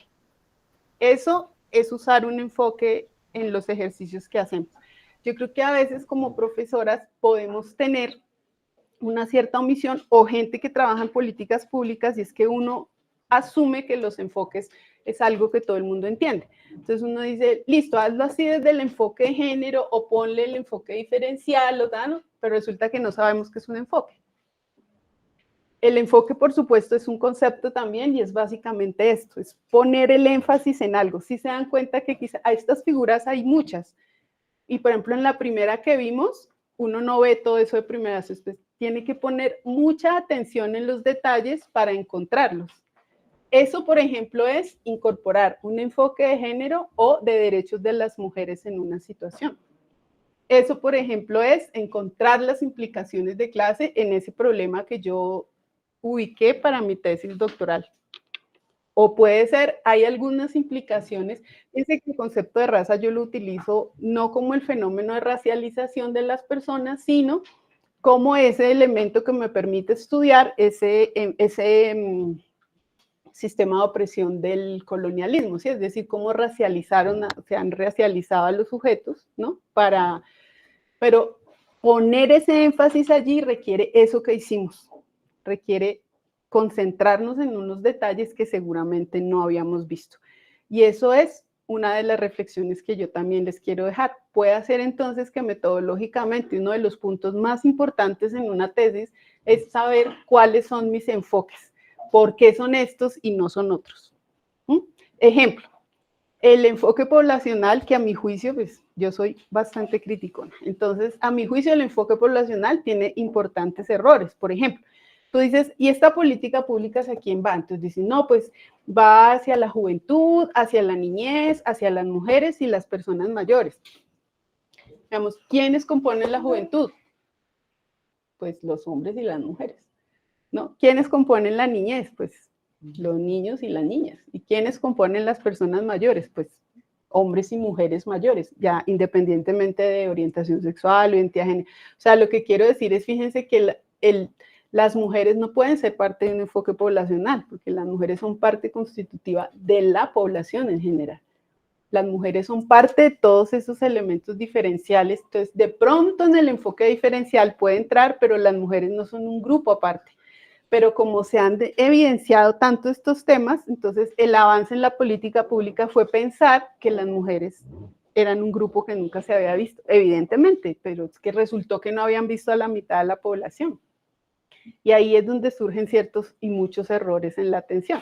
Entonces fíjate cómo en servicios de, ahora sí, de salud reproductiva, hay un montón de sesgos hacia las mujeres, pues porque no les quedaba de otra, las que estaban embarazadas son las mujeres, ahí no podemos decir que esas son acciones con un énfasis específico, pero quizás sí humanizar los servicios. Llegan las mujeres y porque van en trabajo de parto, entonces ahorita sí le duele, pero cuando lo estaba haciendo no. Entonces, y allá también gritaba o solo grita acá. O sea, ¿qué hay en el fondo de eso? O sea, yo creo que ahí sí, racionalmente, ¿quién justifica que eso es necesario en una atención en salud? Y con ese trabajo, por ejemplo, en funcionarios y funcionarias, en términos de políticas públicas, siempre es supremamente necesario, porque en un país tan conservador como el nuestro, nuestras creencias siempre se atraviesan en el ejercicio de lo que hacemos. Por ejemplo, quienes somos maestras y maestros, así sean universidades privadas, pero yo lo que creo, lo que es público es el derecho a educarse, entonces yo tampoco puedo llegar o al colegio privado o a la universidad privada con todos mis sesgos pensando que o sea, el derecho a la educación es un derecho público, ¿sí? Pues porque es un derecho, ¿no? Entonces, la idea es hasta dónde mucho de eso que creemos contamina, por decirlo así, eso también que hacemos. Y yo para cerrar les traigo este ejercicio retomando varias de estas cosas que he hecho. Metodológicamente, ¿qué creo yo que puede ser útil cuando ustedes están en sus ejercicios de tesis o de trabajos de grado? Hacer una reflexión muy específica sobre qué es eso que ponemos en el centro. Entonces, cuando yo tengo mi tema de investigación, cuando yo tengo mi problema, a veces creo que estoy poniendo algo en el centro. Entonces voy a crear un objetivo y voy a crear unas categorías y resulta que lo que puse en el centro no es realmente lo que es. Les voy a poner pues un ejemplo otra vez de mi tesis de doctorado. Yo llegué diciendo, yo voy a hacer un ejercicio sobre las políticas públicas en salud en Colombia para las mujeres, ¿sí? Yo en mi cabeza y mi corazón creía que yo estaba haciendo algo hacia las mujeres. Entonces, esta profesora que les menciono, Marta Patricia Castañeda, me dijo, ¿qué pusiste en el centro? Yo dije, a las mujeres. Entonces, ¿cómo lo vas a trabajar? Y entonces ahí ya empiezas a dar un paso hacia lo metodológico. Yo dije, analizando las políticas públicas.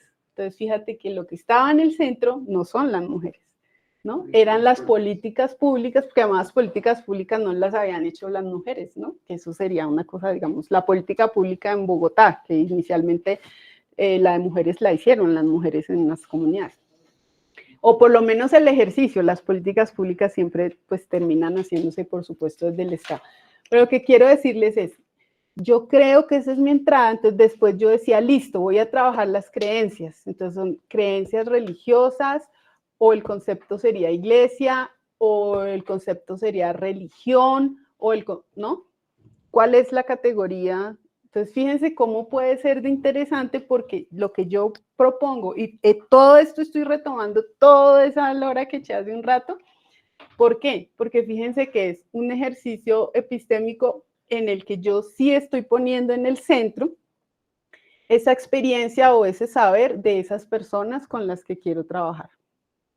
Claro, cuando lo quiero hacer con personas, porque puede haber alguien que claramente diga, no, yo quiero estudiar las políticas públicas tal. Entonces voy a trabajar sobre documentos, pero tengo claro que eso lo puse en el centro. ¿Y qué pasa? Que cuando yo logro poner, yo siempre pongo 4 A, B, C, porque pienso que pueden ser como un número medianamente útil, pueden ser menos, por supuesto, creería que ojalá no sean muchas más. Pongo las categorías que rodean eso que yo acabo de poner en el centro, ¿sí? O sea, esto que pongo en el centro es lo que vuelvo mi objetivo general, y después acá van a estar mis específicos. ¿Por qué me parece útil? Porque ahí sí, como en Plaza Sésamo, porque una cosa no es la otra. Entonces, cuando yo logré diferenciar las categorías, también sé hacia dónde voy. Y cuando puedo hacer ese ejercicio en cada una, también sé hacia dónde voy cuando estoy escribiendo.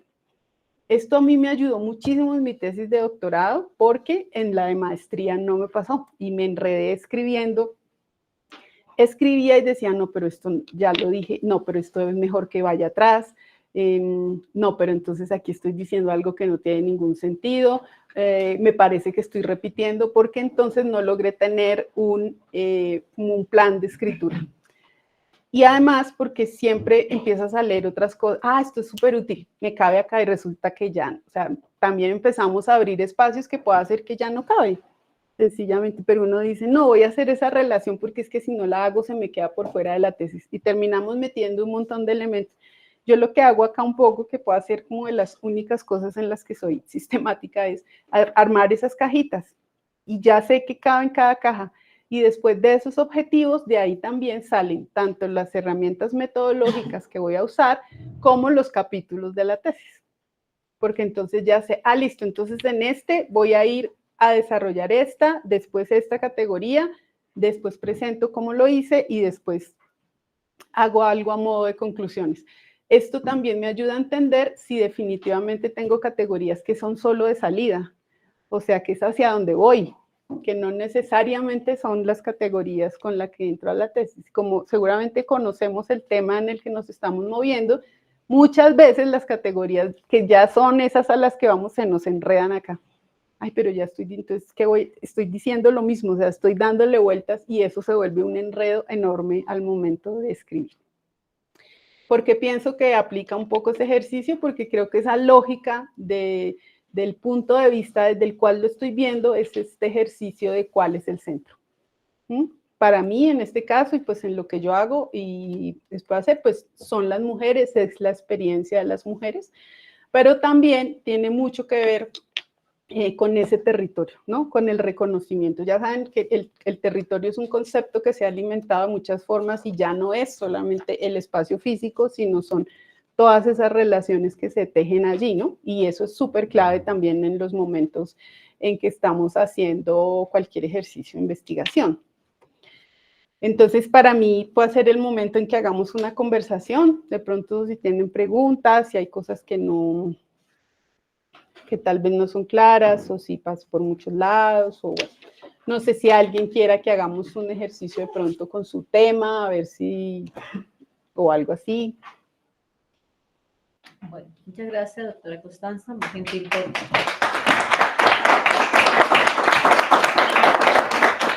por este espacio, por este panorama que nos ha mostrado desde su experiencia. No sé si hay acá en el público alguna inquietud, o en el vía Meet. Yo sí quisiera preguntarle una cosa, doctora Constanza, y es, me llamó la atención ese, no sé si llamarle ese diseño que usted habló sobre la teoría del punto de vista. Me parece que, no sé si eso es únicamente o está perfilado únicamente hacia la parte de los estudios sobre género, o puede extenderse hacia los demás. Y algo que estaba en la diapositiva y decía que esa teoría del punto de vista, lo anoté acá precisamente, decía, cuestiona los métodos que ponen distancia entre quien conoce y lo que se conoce. Entonces, a mí me parece que en ocasiones esos estudios que se hacen dentro de un enfoque cualitativo va un poco como a pensarse hasta qué punto existe ese distanciamiento, no. Me gustaría que de pronto, si pudiese como ampliarnos un poco más sobre esa teoría. Pues la teoría del punto de vista es, así tal cual como está ahí, sí es una elaboración de la epistemología feminista. Ahora, que yo creo que sirve para otras cosas, pues es un poco lo que les mostré acá en la bolita y eso, ¿no? Yo creo que sí. De hecho, lo descubrí cuando yo hice una clase en el doctorado de Derecho en la Universidad Nacional y yo lo hice con esto. Y pues ellos y ellas eran abogados, ¿no? Abogadas, unos temas que yo no necesariamente podía comprender todos, ¿no? Había unos muy específicos, pero efectivamente en términos metodológicos funcionó mucho, porque lo que hace es el lugar en el que estamos poniendo realmente en el centro, depura un montón de elementos que se vuelven, no sé si sea la palabra, pero la voy a usar solo como figura, como que contaminan eso realmente hacia lo que vamos y es lo que realmente complica mucha precisión en cuál es ese tema central de nuestra tesis. Creo entonces que sí se puede utilizar y sería una adaptación metodológica más o menos como este estilo, seguramente se puede hacer, pero además porque tiene otra cosa y que es hacia donde va tu segunda pregunta, creo, que es esto del conocimiento situado y también el reconocimiento de la experiencia. Es la diferencia, digamos, es poder entender lo que cuando tú me dices la relación entre quien conoce y lo que se conoce, porque más bien lo que pretende es poner entre signos de pregunta esta pretendida objetividad que nos exigen en este tipo de acercamientos, que también es como si uno no estuviera en ese espacio, como si mi sola presencia tampoco incidiera también, pero lo que yo creo más que todo es la reflexión de bajarnos de esa idea y que cuando yo estoy investigando y escojo esta comunidad para investigar, yo siempre sé más que las personas que están allí. Yo soy la persona que tengo el conocimiento cuando llego a ese espacio. Yo creo que es una de las grandes trampas de la investigación, ¿no? Precisamente hace poco estaba en un espacio y entonces porque alguien hace una tesis en ese tema, entonces no, es una persona que sabe un montón sobre eso y debería estar en tal espacio. No sé, porque ella no ha hecho todo el camino que hicieron con las que ella trabajó, por ejemplo. Ella hizo una tesis y hizo un análisis claro y eso es súper clave, pero yo creería que las que más saben sobre ese tema, por ejemplo, son las mujeres que acompañó, no ella, ¿sí? Claro, ella tiene una perspectiva, pero yo creo que es todo eso lo que no nos pillamos cuando estamos en el proceso de formación. A mí me parece que esto es más la reflexión para quienes nos estamos formando y aún, creería yo, para quienes hacemos ese ejercicio. En el Congreso Nacional de Sociología que hicimos el año pasado, tuvimos experiencias de ese corte, de gente que se quedó por fuera de las mesas porque se demoraba y la profesora no la dejaba entrar.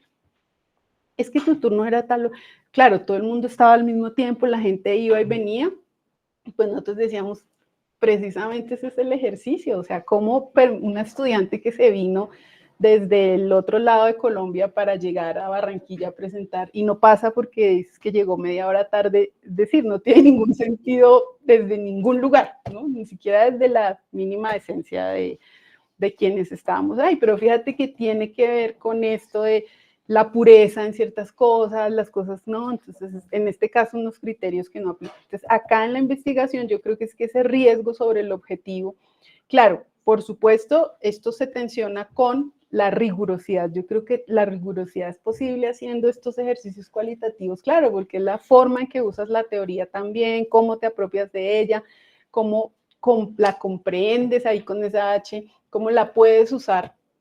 Para mí, a mí me gusta mucho, como creo que ya es lógico, este concepto de praxis, ¿no? Que es este concepto que uno aprende también cuando empieza a estudiar a Marx, digamos, ahí en sociología, y es qué es lo que pasa también entre la teoría y la práctica, ¿no? Y Falsborda también hace un poco esos desarrollos, y yo creo que eso es a donde va esto.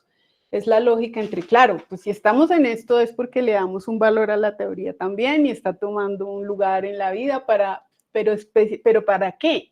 Pues para hacer algo a ver si logramos modificar, transformar, incidir o aportar, ¿no? no para ser la que más sabe de ese tema o la que ahora cuando necesiten algo llámenme a mí. Sí, yo creo que también es esa reflexión de que el conocimiento tiene un valor en la transformación del país en que vivimos, de la transformación de lo que hacemos, y es por eso yo les decía como todo esto latinoamericanista, porque también en esto yo le veo un fuerte valor político, es decir, es el sentido, que quizás esa lógica del sentipensante también, ¿no? Pero es lo que haces con lo que sabes, y si eso que haces no transforma y hace mejor la vida de otras personas, entre esas la tuya, pues no tiene tampoco ningún sentido. Así lo entendería yo. Entonces, para cerrar, lo que yo creo es que esa relación entre quien conoce y lo que se conoce es que tú puedas efectivamente entender que estás haciendo un ejercicio, que a no ser que sea una autoetnografía, entonces el relato no es sobre ti, pero tú sí estás ahí.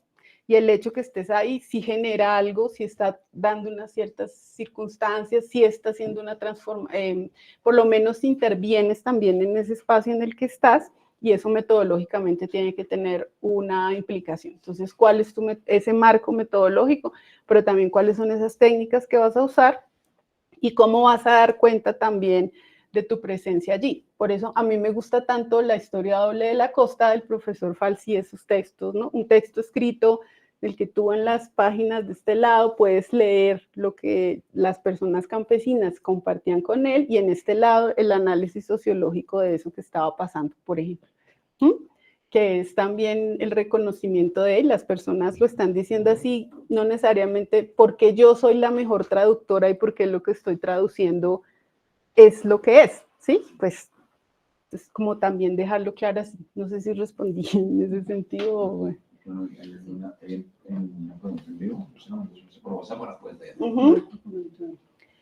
He trabajado con pedagogía hospitalaria y desde allí muchas madres, al tener que asumir el papel de cuidadora, pierden su empleo. En muchas ocasiones no se tiene en cuenta la circunstancia que les impide asistir a su sitio laboral. Por fortuna ahora también se permite que el padre asuma ese rol. Eso, por ejemplo, sería un análisis de esa perspectiva desde ese enfoque, ¿sí? Ahora, pues no, en lo concreto no sé si tiene mucho que ver, pero en el análisis sí es un poco complejo el concepto del cuidado, porque ahora cuidar algo o alguien te hace cuidador o cuidadora. Yo, por ejemplo, tuve ahí mi temilla en el colegio de mi hija, afortunadamente ella también lo vio. Una profesora para el Día de la Madre hace un par de años le dijo, vamos a hacer un detalle para el Día del Cuidador. Y mi hija también, mamá, ¿cómo así que el cuidador? Pero fíjense un poco que es, claro, una de las cosas que hacemos las mamás es cuidar, pero lo que yo siento es que ese concepto, si no se le ve la potencia, también desdibuja lo político que hay detrás de la labor del cuidado. Los sistemas de cuidado los crearon, los pidieron, no los crearon, los pidieron, los exigieron las mujeres que viven la situación de estar cuidando, ¿no? Y por ejemplo es una persona con discapacidad, un hijo, una hija, y no puedo trabajar porque estoy asumiendo ese cargo, y si eso no se ve desde lo político, ¿qué es lo que se necesita para que las mujeres tengan una remuneración después de haber sido cuidadoras toda la vida? ¿Qué es lo que pasa con las mujeres que son las mal llamadas amas de casa, o sea, las que trabajaron en el hogar? Pues que el Estado redistribuya recursos para reconocer que ese Producto Interno Bruto tiene un montón de valor no pagado al trabajo de las mujeres, pero es que el salario solo paga cuando tú pusiste aquí tu mano de obra, porque eso es el sentido del capitalismo. Yo creo que eso se dejó de ver, por ejemplo, en los sistemas del cuidado, y ahí esa es una falla enorme, no hay ese reconocimiento político. Entonces, pero este ejemplo que nos pone Sandra, pues habla desde allí, claro, muchas mujeres y ven un empobrecimiento en sus vidas, se ve una, digamos, también pauperización de un montón de cosas en sus vidas, porque no tienen una manera de suplir este cuidado que necesitan, ¿no? Y efectivamente van a perder su trabajo. Ojalá pues la pandemia, entre otras cosas, nos dejara aprendizajes como esos. Hay trabajos o hay cosas que se pueden hacer virtualmente, hay montones, ahora la gente dice mucho, ¿no? Hay un montón de reuniones que pudieron ser un correo electrónico. ¿no? Pero hay reuniones, hay cosas que se pueden hacer también por estos medios y que facilitarían cosas como las que Sandra está diciendo, por lo menos en ciertos momentos. Sí, aquí hay otra inquietud, profesora Constanza, que si puede ampliar un poco más la metodología del círculo y que si las letras corresponden a los objetivos. Ah, listo. Solo quiero leer algo que dice Sandra. Dice, de hecho, la teoría de los ácidos nucleicos, descubrimiento de la estructura del ADN, fue publicada por hombres, pero fue una mujer quien identificó la estructura. No han visto por ahí la risa de usted inventó tal cosa, pero una mujer inventó el Wi-Fi, la lógica del Wi-Fi, ¿no? Y fíjense que eso pasó en muchos espacios y esa es la reflexión epistémica. Las mujeres, por ejemplo, de hecho, a quienes les gusta Drácula, ese libro, ella es la hija de una de las primeras mujeres que escribió textos sobre las mujeres, que se llama Mary Wollstonecraft. Y ella también, lo primerito que hizo, lo sacó a nombre de un hombre. La escritora de Harry Potter, 2 iniciales y el apellido para que no identificaran que era una mujer la que estaba escribiendo. Por eso decía JK, creo que, ¿no? JK. Porque es que eso pasa todavía, ¿no? O sea, cuando ven, de hecho, una apuesta dentro de esta epistemología feminista que no está en las normas APA, es que cuando tú pones bibliografía pongas el nombre de quién es la persona autora. Porque yo a veces, por ejemplo, pongo estudiantes a leer y ellos, habiendo leído una mujer, dicen el autor, dicen, no, el autor, a uno, sin de una, lo primero, ¿no? El autor, entonces una reivindicación es poner el apellido, coma, y el nombre, para identificar si es un hombre o una mujer, por ejemplo, quién está haciendo. En este ejercicio, bueno, ¿qué es lo que yo pienso para que puede ser útil lo del circulito? Para hacer básicamente un ejercicio muy sistemático. Yo entiendo que eso puede sonar a ser cuadriculado, pero lo que creo es que puede ser muy útil porque lo que más sirve es para no enredarnos con lo que no va. Yo creo que una cosa que enreda y dificulta mucho los trabajos de investigación es lo que no va. Y uno dice, no, pero es que si no lo digo, y entonces no.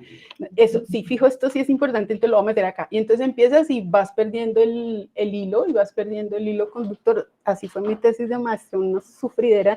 De hecho, yo creo que quiero leerla ahorita porque yo digo, seguro me va a chocar. Y yo, pero ¿cómo hice eso? Porque yo siento que esto es un ejercicio un poco más riguroso y sistemático. Entonces, sí, en el centro irá, ¿qué es lo que yo quiero poner en el centro? Eso necesariamente tiene que estar en mi problema de investigación y yo diría que eso me orienta al objetivo general de mi tesis. Sí pensaría que las letras nos orientan los objetivos, pero antes de que las letras sean objetivos, son categorías. ¿Cuál es esa categoría que se relaciona con mi bolita? Entonces yo hago esa bolita y a los lados les pongo unos cuadritos. Entonces, ¿cuál es esa categoría que yo creo que va acá? Ese ejercicio parece muy simple, pero y es solo agarrar una hoja. Yo siempre pienso, es mejor hacerlo a manito. En el momento en que se me ocurra, saco y hago van a ver ustedes lo difícil que es depurar, pero además entender qué es una categoría de eso a lo que yo quiero ir. Porque ese es otro ejercicio complicado y es que a veces podemos confundir entonces, digo, lo que yo les decía hace ahorita, de pronto yo puedo sacar y decir, listo, acá va religión. Ah, no, pero era la creencia, entonces ¿dónde va la creencia? No, pero si pongo la creencia acá y después me doy cuenta que hay una sola que alberga todas esas que yo pensé que eran.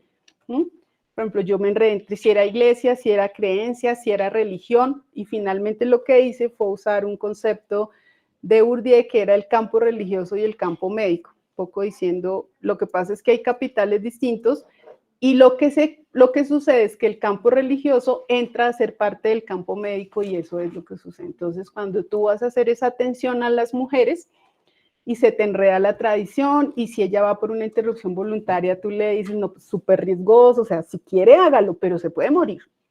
O tal vez nunca vuelva a tener hijos. Ahora, ¿su marido sabe? Porque eso de estar diciendo mentiras ahí al marido, después se da cuenta y de pronto, precisamente en el diplomado que hicimos acá, la señora nos contaba, la chica iba en una situación porque era muy joven Y él no la dejaba planificar. Entonces ella lo que dijo es, ayúdeme después de esto a planificar, pero yo no puedo tener más hijos. O sea, ya tenemos, y vivimos en una situación de pobreza. Y la señora le dijo, fíjese, por ejemplo, usted pone a decirle mentiras a él y seguro que dentro de un año él está con otra porque ellos se dan cuenta de todas esas cosas. Entonces la chica quedó en una situación, o sea, imagínense todo, o sea, no más hijos, no sé qué, pecadora y ahora también abandonada, ¿no? Fíjense toda la carga que hay ahí. Entonces, para concluir, sí creo, primero el ejercicio sería qué categoría pongo y poder hacer el ejercicio de si realmente hay una que sea más grande que albergue a las otras, ¿sí? Por ejemplo, uno de los elementos que yo, si hubiera una tesis que tuviera este componente de género, que yo diferenciaría es, ¿tú vas hacia esto de situación y condición de las mujeres o hacia masculinidad o hacia orientación sexual y identidad de género? Fíjate, si tú me pones género, no sé para dónde vas.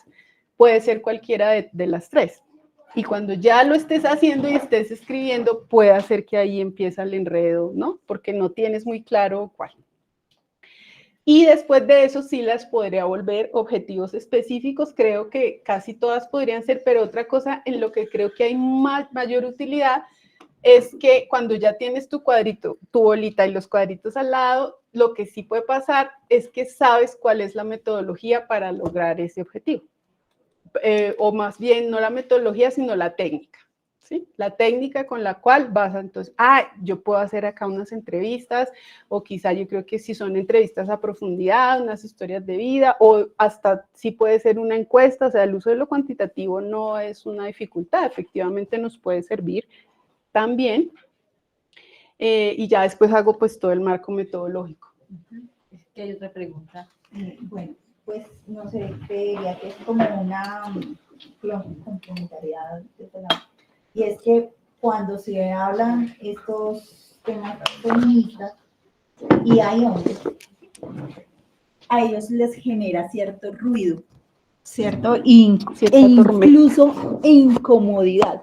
Y yo algún día con alguien, digamos que en el mismo nivel, le decía ese mismo, porque jamás van a poder entender el peso del sistema patriarcal desde la visión de las mujeres. Pero sí es un indicador el ruido que eso te genera o la incomodidad que eso te genera. Incluso en espacios académicos o en espacios más solamente como esa parte. La otra, por ejemplo, desde el ejercicio rectoral, yo he tenido la situación que la comunidad decía, qué bueno que sea, es que los rectores son más prácticos. Sí, yo no. Yo no tengo por qué desarrollar esa capacidad masculina, porque el ejercicio, si estoy acá desde mi situación de mujer, es porque lo puedo hacer y se desarrolla. Entonces, todavía eso, la creencia es súper fuerte. Y otra cosa que también he visto, por ejemplo, como rectora con las compañeras maestras, es que el periodo de lactancia es muy corto. Es muy corto en el país y sí es un llamado. Yo también tengo un poco mi énfasis en la tesis sobre la política pública, pero sí es un llamado a la necesidad de que ese periodo de lactancia sea mayor, ¿cierto? Y pues uno ve ahí, por ejemplo, el hecho de países como Alemania que tienen hasta los 3 años y que sea la mujer la que pueda decidir, porque efectivamente el peso de la maternidad pues es muy alto y todavía nosotros no hemos logrado que se equipare o que se le dé el valor al cuidado como debe ser dentro de ese tiempo. Y por último, en los sistemas educativos rurales públicos, los chicos desertan más, los estudiantes desertan más y también ahí hay un sesgo, porque es que ellos están llamados a la producción y terminan desertando, ellos no terminan. Digamos que en datos, los estudiantes, ellos por el afán de producir, no terminan su ciclo de 11. Los hombres. Entonces, también eso significa un sesgo, pues que me parece que hay que visibilizar. Y puede ser también porque, muchas gracias por lo que ¿sabes? También porque un error que me parece a mí que ha existido en esa consideración en frente a la vida de las mujeres rurales es que las mujeres siempre han trabajado la tierra, pero como ese es el trabajo doméstico de las mujeres, no se considera trabajo. Entonces ya las ONGs han avanzado en la feminización de la agricultura, me parece un error de concepto enorme, o sea, pues ese ha sido el trabajo de las mujeres, o sea, o dile a una mujer campesina que si ella descubrió la agricultura, ¿sí me entiendes? Es decir, es un error. Entonces puede hacer, pero igual hay un fenómeno en la educación y es la mayor presencia de mujeres y que las mujeres se titulan más, ¿no? En general, si bien no tenemos el mismo acceso,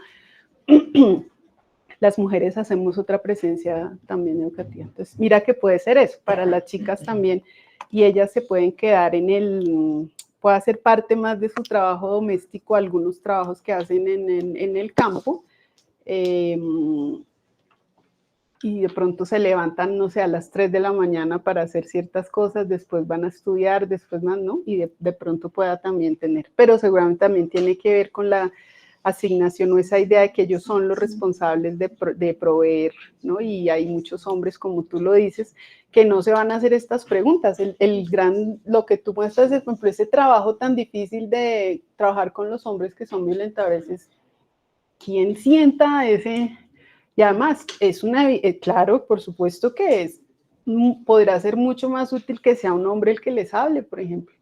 Si son hombres que son violentos y llega también una mujer a hacerles esa reflexión, como ahora también usted que, no, si hay grupos que son medianamente tranquilos y se le van subiendo a uno de revoluciones, porque claro, este tema es, lo que pasa con todos estos es que estos temas le atraviesan la vida a las personas, diferente a muchos otros, entonces tú puedes tener 1000 temas y todo bien, pero muestras una cosa como esta, efectivamente, es que eso te pega directo como, y ahí donde tú dices, el que se está sintiendo tocado es el que se siente incómodo, ¿no? El que ya está haciendo así como que y está atento y no sé qué, es alguien que lo ha pensado, por lo menos dice, uy, oiga, sí, ¿no?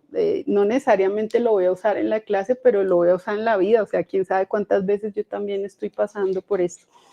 Y esto que tú dices de la paternidad, la maternidad, claro, porque fíjate que las políticas públicas dicen lactancia libre demanda, lactancia exclusiva hasta los 6 meses, y si la mamá tiene que ir a trabajar, amigo, ¿cómo lo hacemos para los 6 meses, no? Entonces, claro, muchas veces, si viven cerca, pues que el banco de leche, que cosas, pero todo eso es muy difícil. Además, alguien más se tiene que quedar con el bebé, y fíjate que a mí no estoy tan segura todavía de todos estos, ay, es que los papás también necesitan las semanas, porque ¿cuántos de ellos de verdad se van a sentar ahí al lado de uno y el man no estará de vacaciones o se va a tomar? Sí, es que el cambio no es tan... Exacto, el man ahí durmiendo y uno ahí como desespera, ¿es serio? O sea, es que eso es poner en el centro a las mujeres, es que eso no es, imagínate a alguien que nunca ha pensado esto y le das 2 semanas, pues ¿usted cree que se va a decir, listo, son para no dormir, tú por del día, yo de noche, yo estoy ahí, yo me levanto? O sea, para eso también se necesita camino y esos son los errores de percepción, porque el error es que no todo puede ser para las mujeres. Y esos son los argumentos de quienes realmente están ponen barreras de acceso. En los colegios, cuando se planea la organización del Día de la Mujer. Y entonces el discurso ahora en muchos colegios es el Día de Género. Y créanme, o sea, como directivo ha sido una lucha, ¿no? Es que es el Día de la Mujer. Y poderles decir a las estudiantes, venga, es que esto es un derecho ganado. Aprovechen también, ¿sí? Y reconózcanlo, porque antes no nos dejaban entrar a los colegios. O sea, pues las familias ni siquiera las mandaban, ¿no? Hay niñas que no tienen que terminar después de primaria, ¿para qué si las mujeres no necesitan todo eso para manejar la casa? O sea, qué curioso que, por ejemplo, en las instituciones educativas todavía eso es una... Pero para eso te crearon el Día del Hombre, para que ya dejen ese tema y entonces... Pero mira que es un poco lo que cuando la gente dice, lo opuesto de machismo es feminismo. Lo opuesto de patriarcado es matriarcado, entonces fíjate la lógica, pero eso que hay detrás son esas barreras de la gente que dice, no, o sea, esto no puede cambiar, o sea, siempre hay que ir dejando como trabitas en el camino, porque decir, oiga, no, porque en una de estas toda esta gente se nos convence, ¿no?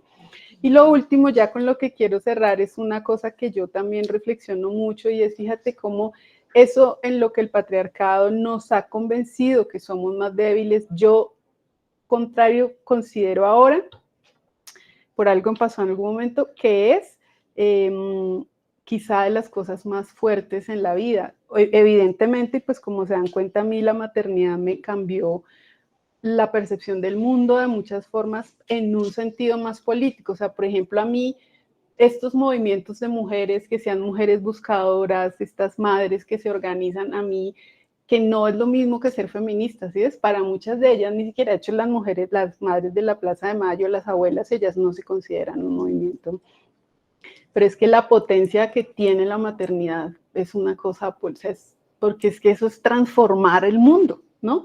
Y yo creo, y por eso también nos han mostrado que es la parte más débil de ser mujeres, y es lo que le corresponde.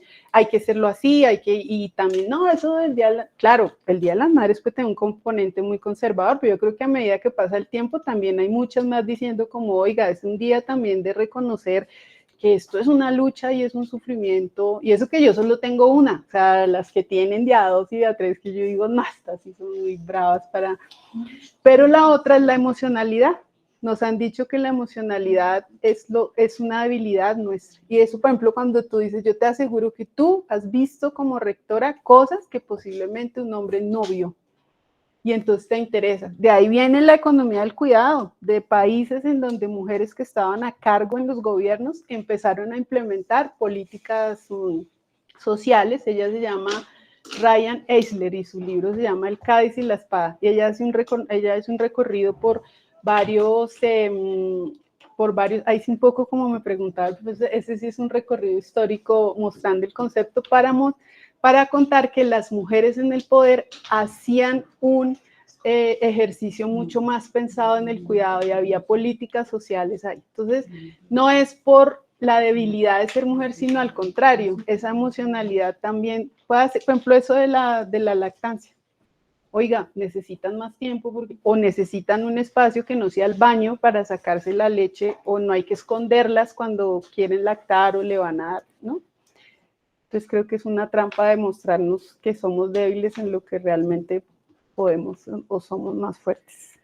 Bueno, muchas gracias, doctora Constante. Entonces, vamos a dar por terminado esta sesión, esta conferencia, muy amable por todas esas reflexiones, esa vivencia, pero igual enmarcada en ese conocimiento que tiene sobre ese punto de vista que se ha generado en las aplicaciones que ha visto en torno a la investigación cualitativa. Ay, me dejas ver, perdón, qué pena, me dejas ver el chat, es que estaba leyendo lo último, gracias.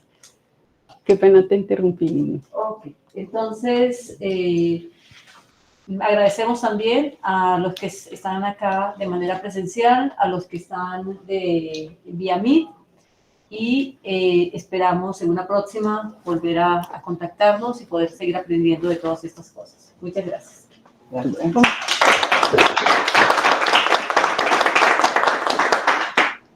Entonces, ¿Tú me puedes mandar ese comentario que está ahí de pronto, y si algo? Sí, de pronto si yo puedo mandar algo. continuamos ya cerrando lo de mí. Sí, ya vamos a cerrar cámara. Ok. Luego.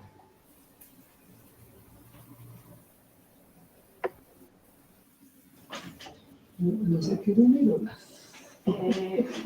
Yo no podría solamente eso que ya dijo ahí, es que no Sí, quisiera también. dejarle la... Yo mismo tendría la copia. Es el último, Nora, pero ya se fue. Sí, si quieres lo copias y yo tal vez te mando la respuesta por escrito. Sí, eso, que ella lo deja ahí, no quisiera dejarle como sin responder. Sí, Espero que no le era sirva como de una algo. pregunta, pero bueno, era un comentario. Sí, era como un comentario. comentario, pero no era una pregunta. Bueno, entonces continuamos, si les parece, Yo firmo a las 2 o a las 2:30.